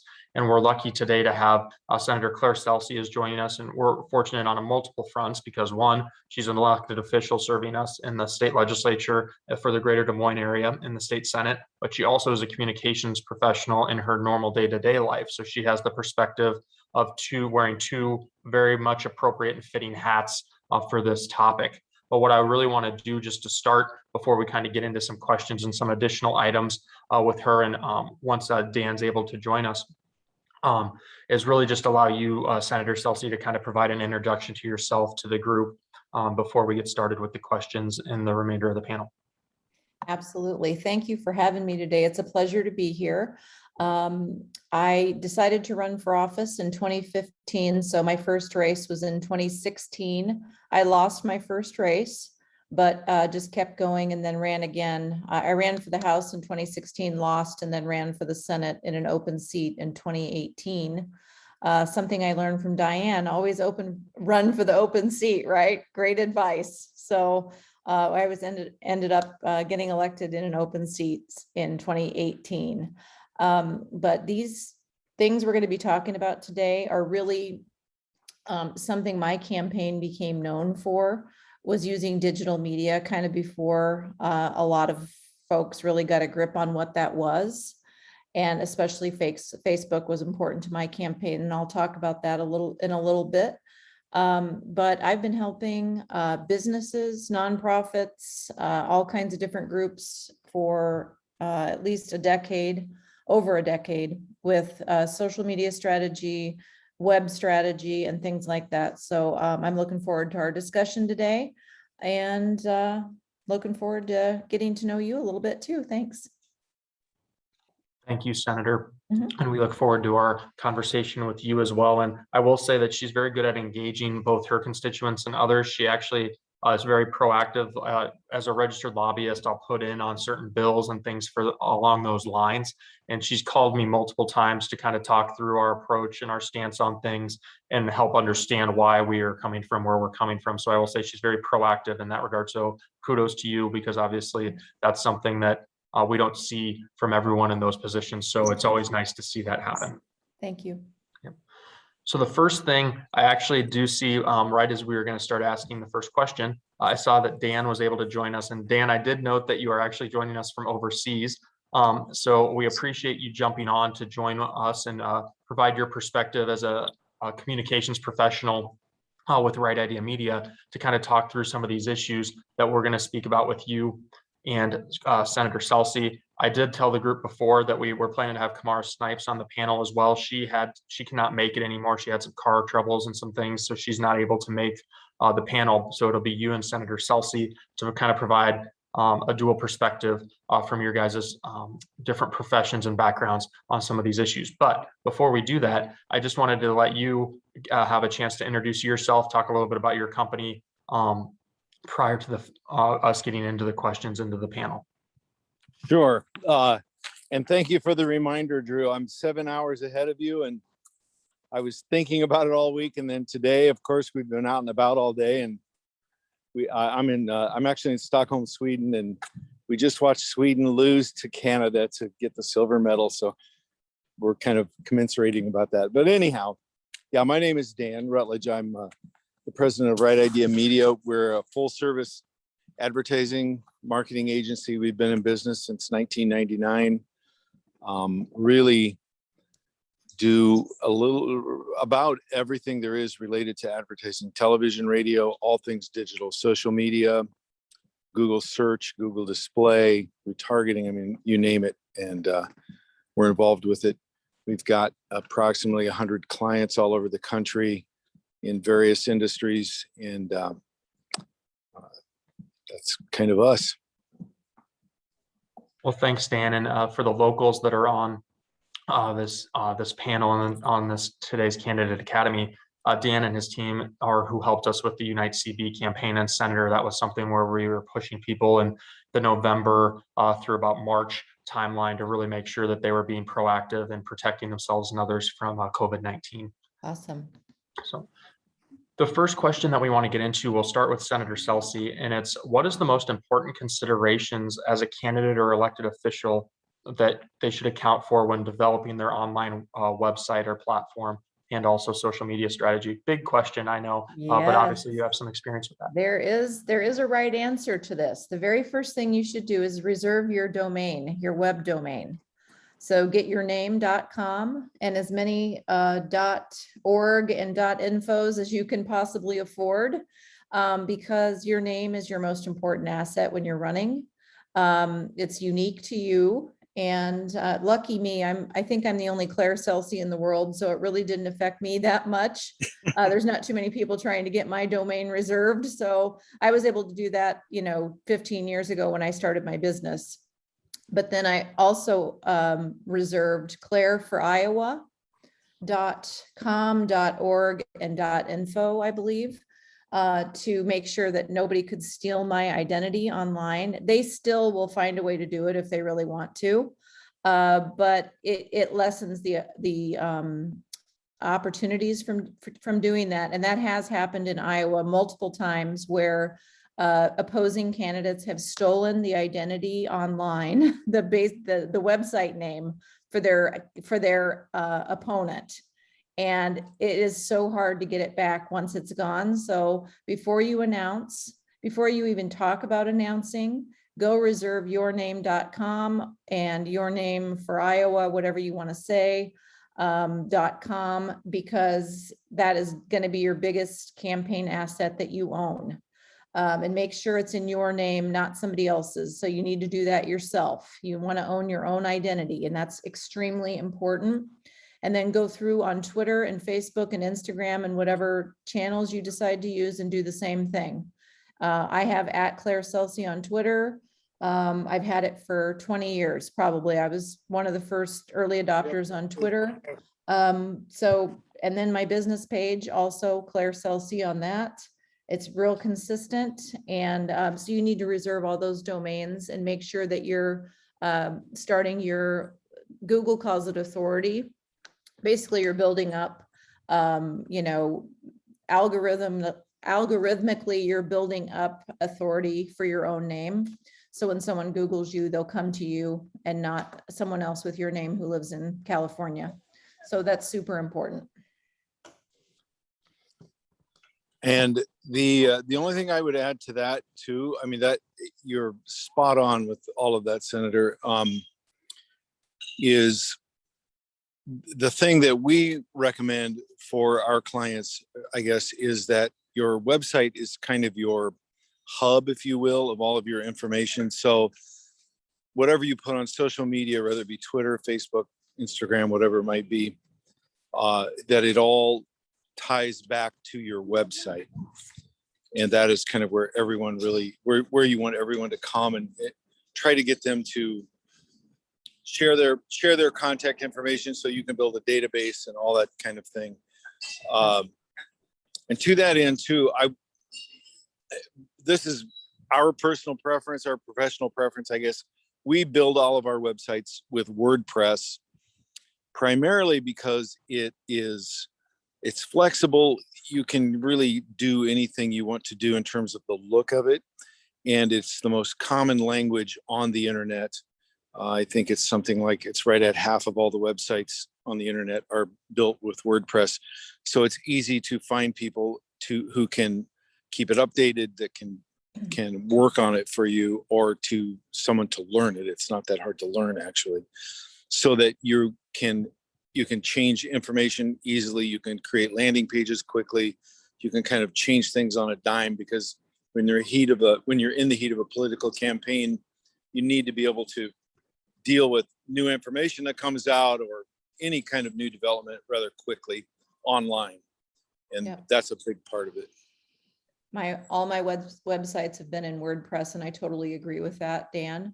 Another tip is that some other companies will try to offer you websites, or they'll send you a questionnaire and then try to use your name to get traffic.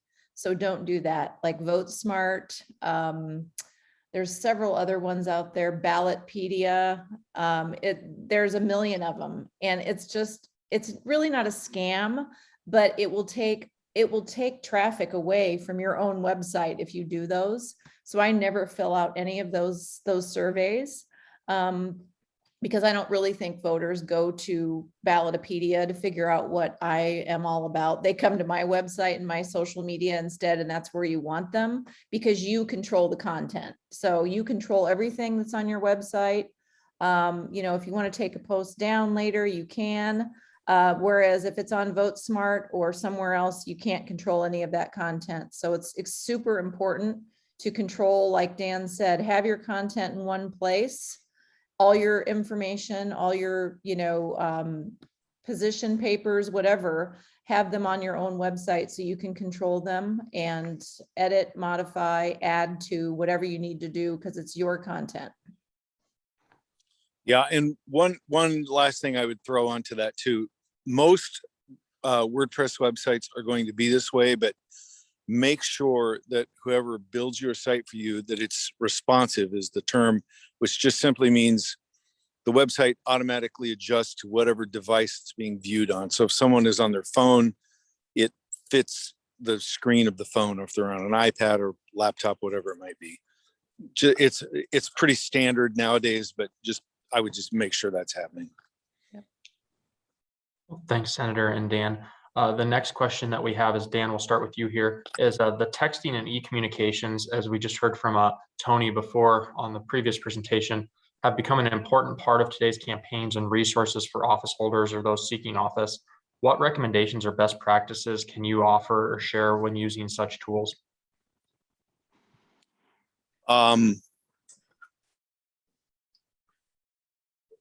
That's a great question. I guess the thing that I would say is probably the most important is you kind of have to kind of,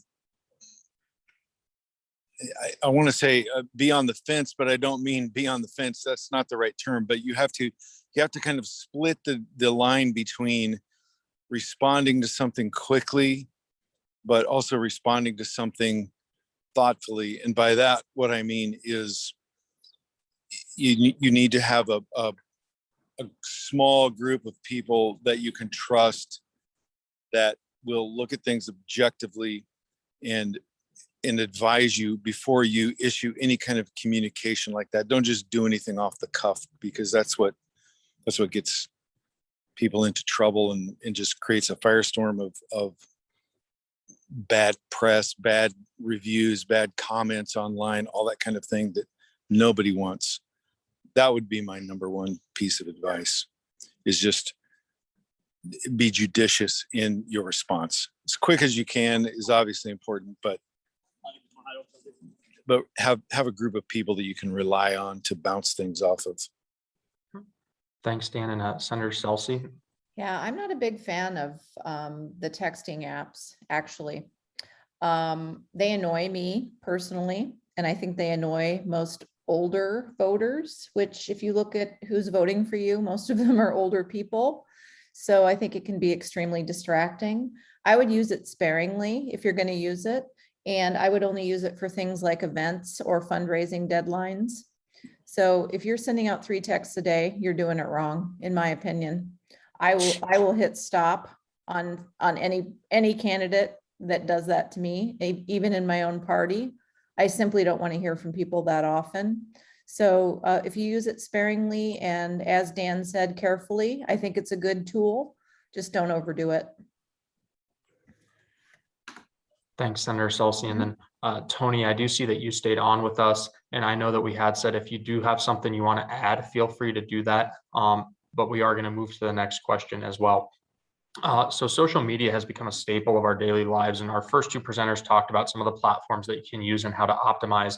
But in your opinions, and we'll start with you, Senator Celsey, what programs and platforms do you most recommend or have you found most impactful? But the Facebooks, the YouTubes, Instagram, Snapchat, the like, Twitter. And do you have specific guidance on those platforms and which works best in your experience? Yeah, I have 3 that I use on a regular basis: Instagram, Facebook, and Twitter. I think those are the big 3 still. Don't discount Facebook. I know many younger candidates probably don't use it as much as I do, but like I said, voters are a little bit older and most of them are on Facebook. So you can't discount it during a campaign. Facebook has really throttled the amount of political advertising you can buy on the platform. It used to be a free-for-all, and I spent $10,000 on Facebook ads during my 2018 campaign, but since then it's really changed. So you need to check out Facebook guidelines and make sure that you're qualified to run political ads before you go to run one, because there is a whole process you have to go through. So make sure that your team is up to speed with Facebook on that before you start posting ads. Same with Instagram, because they're owned by Facebook.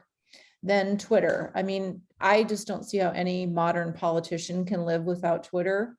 I would not recommend, sending tweets to North Korea like Donald Trump did. But yes, it is absolutely essential to have Twitter. And I would get used to the platform if you're not, and try to amass followers on Twitter, not by using, fake followers by any means. It's better to have, 200 real people from your district following you than it is to have 5,000 that don't live in your district. So just keep that in mind. I think Instagram is good for branding and name recognition, especially with younger voters. And that's picture based, as you probably know. But you can also put messages on there too. Twitter is good for commenting on issues that you care about and local news. And it shows that you're engaged with your followers and your voters. And then, as I said, Facebook is absolutely essential. I don't think you can live without it. And I used it for storytelling.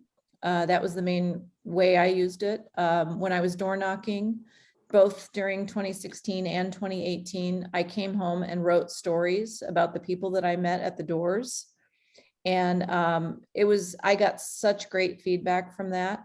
And people really got a glimpse of what it was to hear, people's political ideas, their stories, their feedback on things, good, bad, and ugly. I had mostly extremely good reactions to me when I came to their door, but I got a few slams in the face and a few people that yelled at me too. And I shared all that on Facebook, and it was a big hit, I must say. So I would just consider using all 3 of those platforms. And then I know some people are using TikTok and YouTube and other video-based apps. I'm not really into those myself, but my daughters show me all theirs. So, just constantly are showing me these silly TikToks, which are hilarious, but I've just really never gotten into that myself. I actually really don't have much to add to that. I think you're spot on there, Senator. The only thing I would say is really, as you're describing, writing the stories of going out door knocking, coming home, recounting the stories of what you learned that day, that is a key to Facebook. Is the things that get the most interaction and the most response are things that are, for lack of a better word, I'll say real. They're human. They're not like, they don't look like some ad agency produced them and they're canned and pre-prepared. Here's what happened today. And it can be things like that. It can be if you're walking in a parade or you give a talk somewhere, you have a video from that or a photo from that, and you talk about the people that you met so that you have an opportunity to create places for people to share things. That's the obvious. far and away the best way to go about it, no question. But I think as far as social media goes, yeah, the big three are Twitter, Instagram, Facebook, no question. And TikTok Dan, is, go ahead, sorry. TikTok is something that actually my agency has just recently really started getting into. And the biggest reason is we have a lot of orthodontic clients. So we work with Invisalign quite a lot. And one of their key target markets is teens, early teens, 12, 13, 14. And those people don't vote. So I don't think you need to worry about TikTok too much. Well, thanks, Dan. And we'll start the next question with you. And you alluded to it a little bit with like pulling people back to your website. And you can also do it with some of the analytical features of Facebook and other social media platforms. But what's the importance of data and analytics in one's online and social media strategy? It's absolutely vital. Yeah. I mean, Google Analytics is a great start. It's free and you can get that put on your website when it's built. You know, there are other software platforms out there. The one that we use primarily is one called HubSpot, which comes in very handy when you're emailing, particularly because if you send out an email to a couple thousand people, you can see who opened it, how many times they opened it, did they then visit your website? Did they go to different parts of your website? Did they share it with people? You can see all of that information, and it really gives you a leg up on getting an idea of what is a hot button with people, what are they really interested in, and what are they reacting to. But even with Google Analytics, you can see that too, because you'll be able to see, for instance, if you have to put a pixel on all of your social media pages, but if you put something on Facebook that has a little bit of the story, and then to learn more, you have to click on a link and it takes the reader back to your website. Then if you have the pixel on your Facebook page for Google Analytics, it'll show how many people are coming from Facebook back to look at that particular piece of content, or Twitter or Instagram, whatever it might be. So it is key in terms of really understanding how many people are looking at you and how deeply they're looking at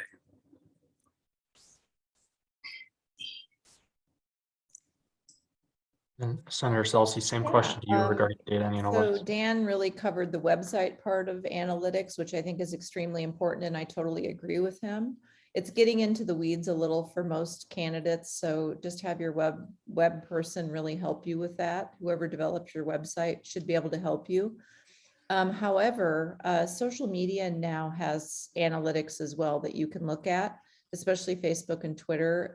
You can go look to see what your most popular tweet was, how many people, Facebook keeps track of everything from how many people like your page per month, and if you're up or down on views, or people who are looking at your content. So you can go through and see what the most popular posts are too, and that's very helpful. I mean, some of my most popular posts are some of like my most random thoughts ever. It's just crazy. Some of my most serious and thought out tweets like get zero action, but some that are just off the cuff just fly off the handle and become popular. So it's interesting. And I think the key is to pay attention to those analytics, know what people want, and then do a mix. You can't just have stream of consciousness 24 hours a day flying by the seat of your pants, but once in a while, I think it's funny. Like one of my most popular tweets was talking about a random guy that started talking to me in the grocery store and wouldn't leave me alone. And it just became funny, it was just like, okay, whatever. And it was just really funny and popular. So just keep that in mind. People want to see your human side too. I think that was the key. People just want to know that you're a regular person. So it was hilarious. So analytics really told me how popular that post was. So I would just, just become familiar with that on your business page, which is your Facebook page. And then on Twitter, just go under settings and you can get your analytics there.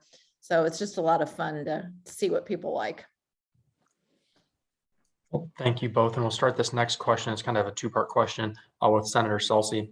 And it's, you guys have both kind of talked about it a little bit, but I know with your background, Senator, obviously you have some good capabilities to bring to bear with your marketing and communication strategy, but do you have recommendations on volunteers or a paid staff member kind of taking the reins to kind of make sure they're leading the charge on that during a campaign?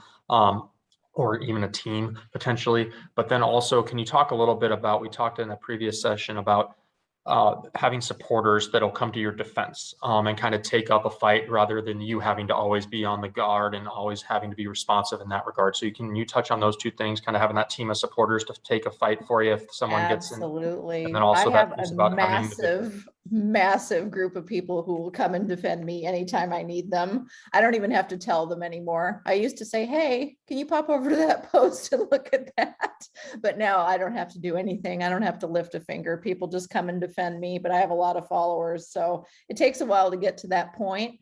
But as far as having people operate your social media, I would be really careful with that.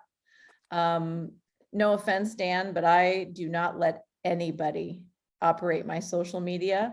Nobody even has access to my page except me.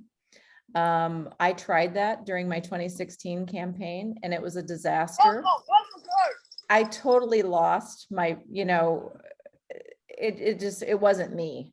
So I would just be really careful, especially having a volunteer that doesn't know much about politics, operating your social media. I think you can get into real trouble there.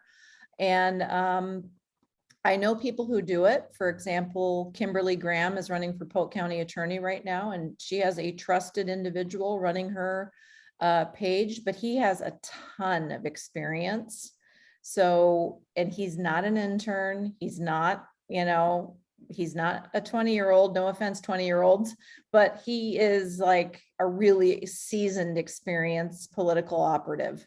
So I would be super careful giving your name over to someone else. And I know it's very time consuming, but I choose to do it myself. And I think it's paid off for me personally.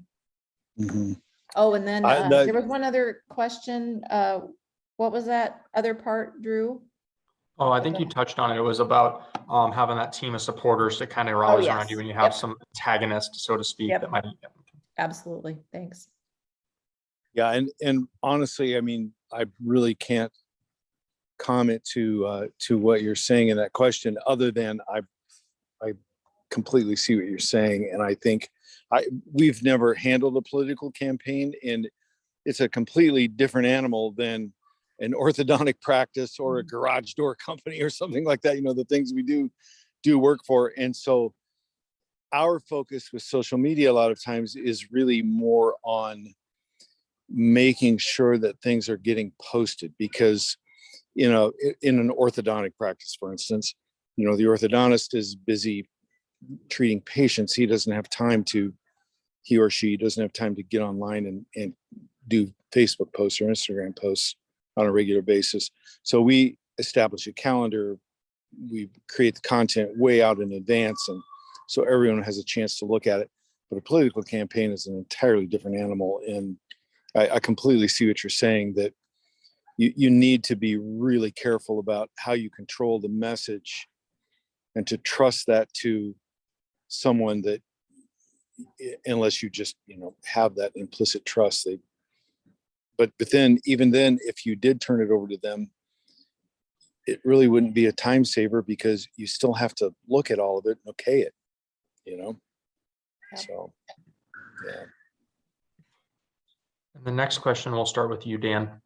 And it's timing can be really important when sharing on one's website, on via text or on your social media outlets. What recommendations do you have regarding the strategy behind timing of any online texting or social media engagements or activity? I don't have a lot. I guess the biggest thing I would say is, over the years, we have found that consistently when it comes to an email in particular, Tuesday morning for some reason seems to be the best time. It's kind of like the moment when people have gotten into their week. They're not thinking about the weekend yet, and they tend to open those things and read them a little bit more than any other time. Beyond that, I don't really have any real insight there, I guess.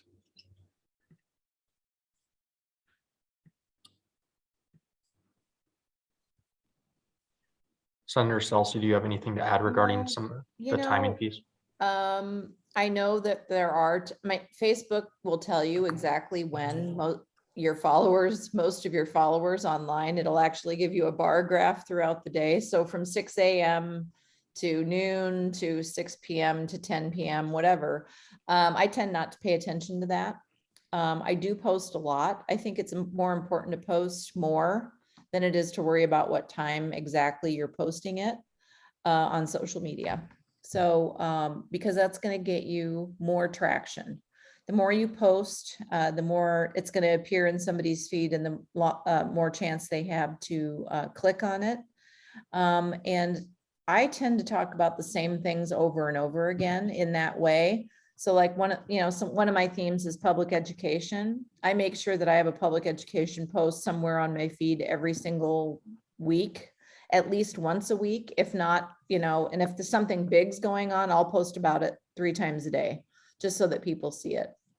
And then when people can go back at my social media and look at what I care about, it's dominated by public education and a few other issues that I really care about, like water quality. So really, it truly is what's on my mind at that time. So it just becomes like part of you. It becomes like part of your platform. It's awesome. It's a really good tool. Thanks, Senator. And the next question will start with you. It's costs can be a limitation for one's online e-communications or social media strategy in general, especially in local races like we're going to see coming up here in November, where there's less fundraising occurring. How can a candidate best leverage their dollars to have the most impact in these areas? Let's see. Well, it doesn't have to be that expensive for one. I think your website is your biggest expense. You can get those done pretty cheaply if you find the right person. That is one instance where I would look for maybe somebody who's, a relatively cheap WordPress developer, not necessarily top of the line. I have seen cheap candidate websites done for as little as $100. You're probably not going to get the Cadillac model, but it's better than nothing. And you have to have a website. So that's where I would spend the majority of your money, on your website, and then your domain and your names that you're buying. So that's going to be, the bulk of the stuff that you're spending. The rest of it is pretty cheap. Social media itself is pretty cheap. And just, focus on your website, make sure it's good looking, and as much as you can afford. Don't spend $5,000 on a website. They don't cost that much anymore. Mm-hmm. I would concur with that completely. I guess the only other thing I would add, and Senator, you probably can speak to this better than me, but it seems to me that if you have limited funds, to use social media, you can do that inexpensively for a long period of time to get the word out, to make people aware of you, to really build that core of people that are going to vote for you. But if you're looking to make a last minute push, I would tend to think that you would be smart to save your big money for the last few days before the election, literally. Especially if you're looking at something like traditional media, radio or television or something like that, to do it like in the few days before people are going to be going to the ballot box. Actually, with absentee voting, your big push should be at least a month before the election. Because that's when, tons and tons of people are putting those absentee ballots in the mail. So as soon as your absentee ballots hit whenever that is for your race, you should be paying attention to that. And if you're going to do a media push, that would be the time to do it. Because 2 or 3 days before the election, over half the electorate is already voted. So you're wasting your money, in my opinion. Okay. And Senator and Dan, wanted to ask as well, is can you talk a little bit about, like Senator Celsey, this would have been applicable in your races, I'm sure, the having to plan ahead for TV buys, for example, because they might all be bought out, especially if you're running in a presidential election year or a mid-year election year for federal elections as well. Can you talk a little bit about the strategy you have to have in ad buys due to the fact that they're so in demand in some instances?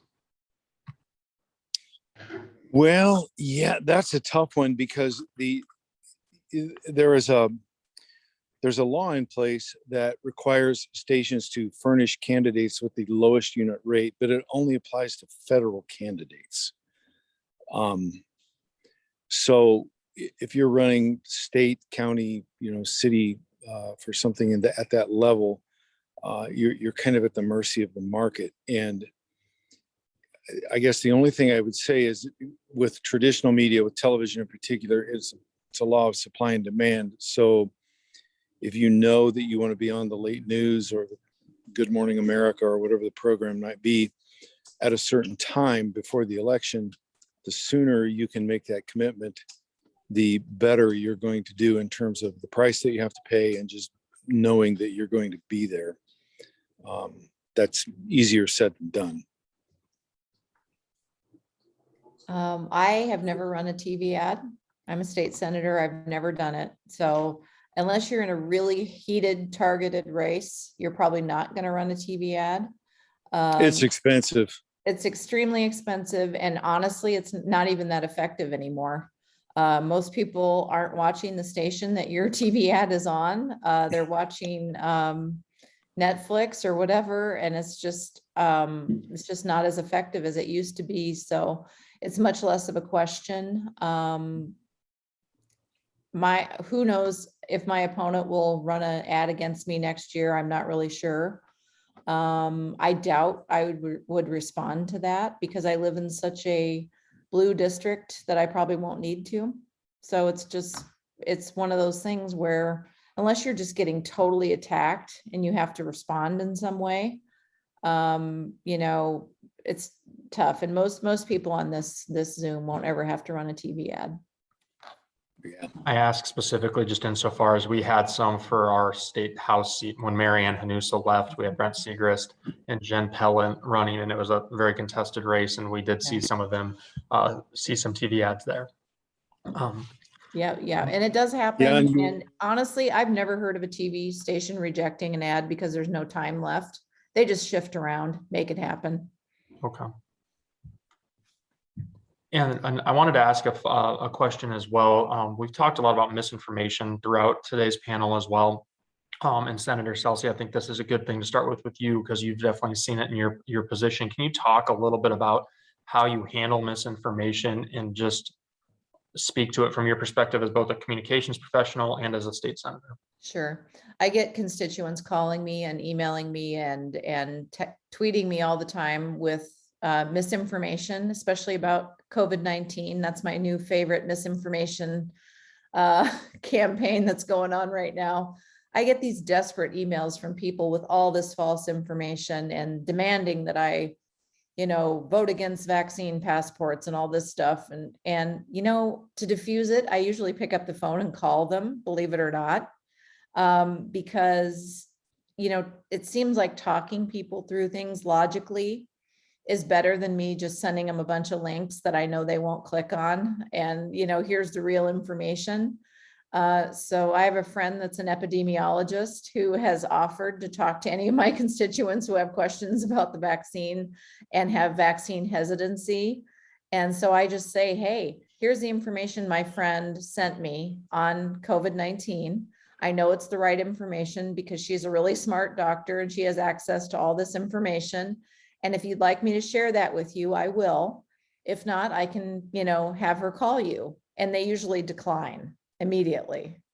So it just diffuses the situation. I try very hard not to fight with people on Twitter about this stuff. It's just a losing battle. Because they'll say, I know better than you do, and you're wrong. And it goes nowhere. And then, as you said, it just becomes an ugly fight on Twitter, and it goes nowhere. And people, if you start getting mad, then that's not a good look. So I usually just retreat and just let it go.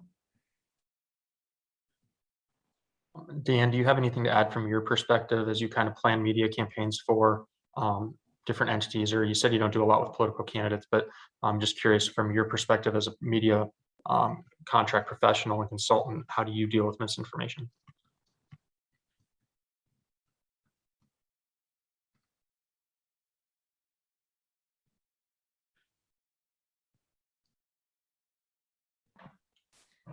Looks like Did you we might have lose you? dropped off. Yeah, he's on, but he doesn't look like he has audio. Yeah, Okay. it's possible. Yeah. This is a good time to say it's just really a good idea to pick your battles and decide what you are, about as a candidate, what your platform is. There's a lot of different information about things that I'm interested out there that comes up. And I only respond to it if it's something that is in my platform. So the other day, somebody sent me a tweet, a direct message that said, why haven't you asked Andrew Cuomo to resign yet? Here's how I look at it. There are 80 other things that I care more about than Andrew Cuomo resigning right now. I care about water quality. I care about public education. And Andrew Cuomo doesn't live in Iowa. I have no control over his destiny. I'm not going to be voting to impeach him. I don't know him. I have never met him. The only thing we have in common is that we're Italian Americans, but that's to me, that's not a big enough thread. So if anyone asked me personally how I feel, I would say he needs to resign. But I really don't know that I'm an influencer on that issue. And I don't really know if anyone really cares what I think about that. So he absolutely should resign, but it's not something I would get into just because it distracts me from my message. And I just try to stay on message and stay with the things that I care about the most. Thank you, Senator. And I see that Mayor Walsh asked a question. It says, what are your thoughts on using electronic technology as a fundraising technique? It can work. Absolutely. I've used, especially when you're nearing a deadline. As I said, you can get overwhelmed by text messages, emails, all this other stuff. And I hate how email has been overused for fundraising because it ruins it for everybody else. People just delete them automatically. So I use personal emails to people that I want to donate to me. Sometimes I use instant messages I still call them instant messages. That tells you how old I am. I still use direct messages on Facebook to remind people that I'm coming up on a deadline. But I use letters too, fundraising letters, very old school techniques.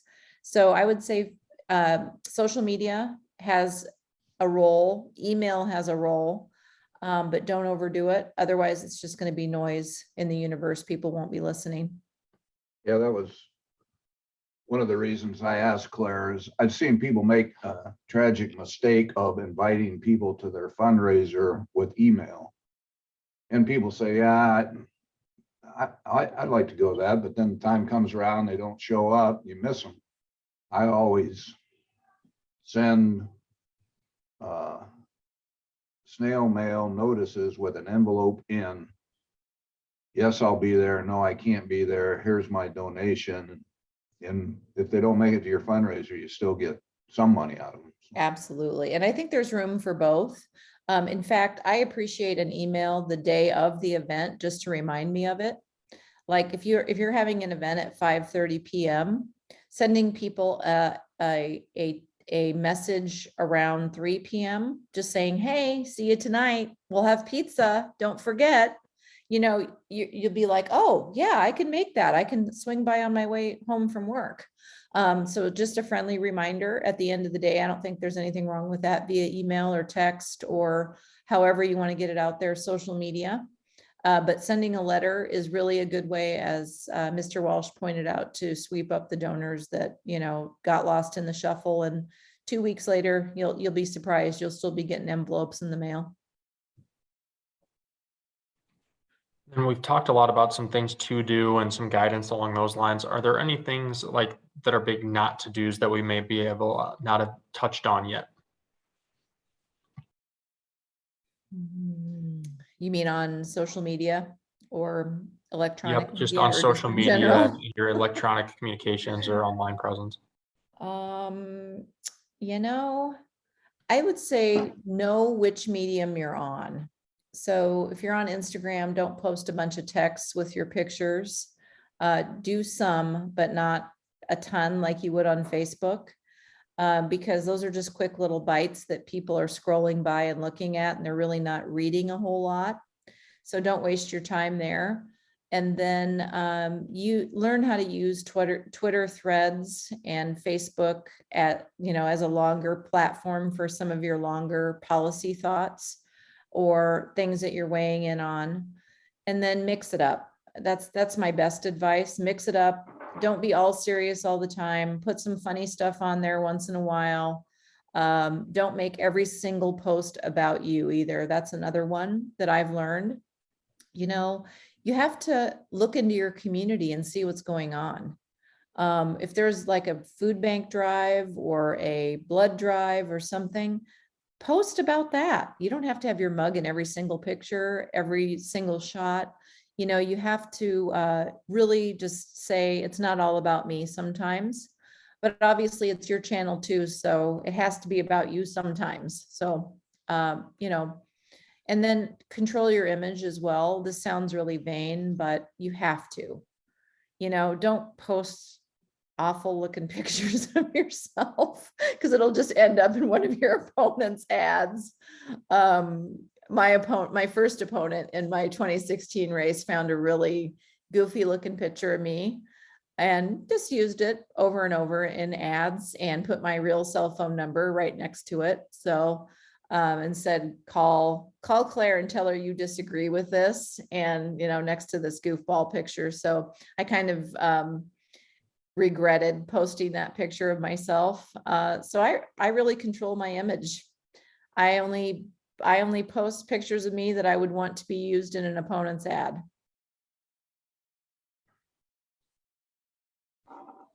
Thank you for joining us, Senator. bet. We're right at about noon, so we are gonna kind of wrap up our conversation, but we do thank you for taking the time to be with us and kind of flying solo here to finish it out. So we really do thank you. It was nice to have your experience from professional and the Absolutely. political side of things. So thank you very much. Yeah, my pleasure, and good luck to everybody. It's an exciting time. Is there any more questions? Okay. I don't have a question. I just have a comment. Even though I was living in Nebraska in the 2018 campaign, Yeah. where I read your stories from your door knocking, and I thought they were great. And again, I wasn't able to, even if I was in Iowa, I wouldn't have been in your district, but I did enjoy reading them. So I thought that was a really nice use of social media. Yeah, thank you. I enjoyed writing them and got great feedback. It was probably one thing that I did that I would recommend to anyone. And we had a conversation about fundraising, door knocking, voter outreach 2 sessions ago, and we actually had Senator Gronstal on, and it was really nice to get that from him because, as you well know, probably having worked with him in the past, he was his forte. So we were happy to have him join us. But we again thank you for joining us today. We thank all of our attendees for joining us as well, both who did in person and then who are watching it online. We hope that you'll find this useful, and we look forward as the chamber here in Council Bluffs to be able to continue to provide these kinds of resources through our public policy apparatus. So I hope everyone has a nice rest of their day and enjoy your weekend. Thank you. Take care.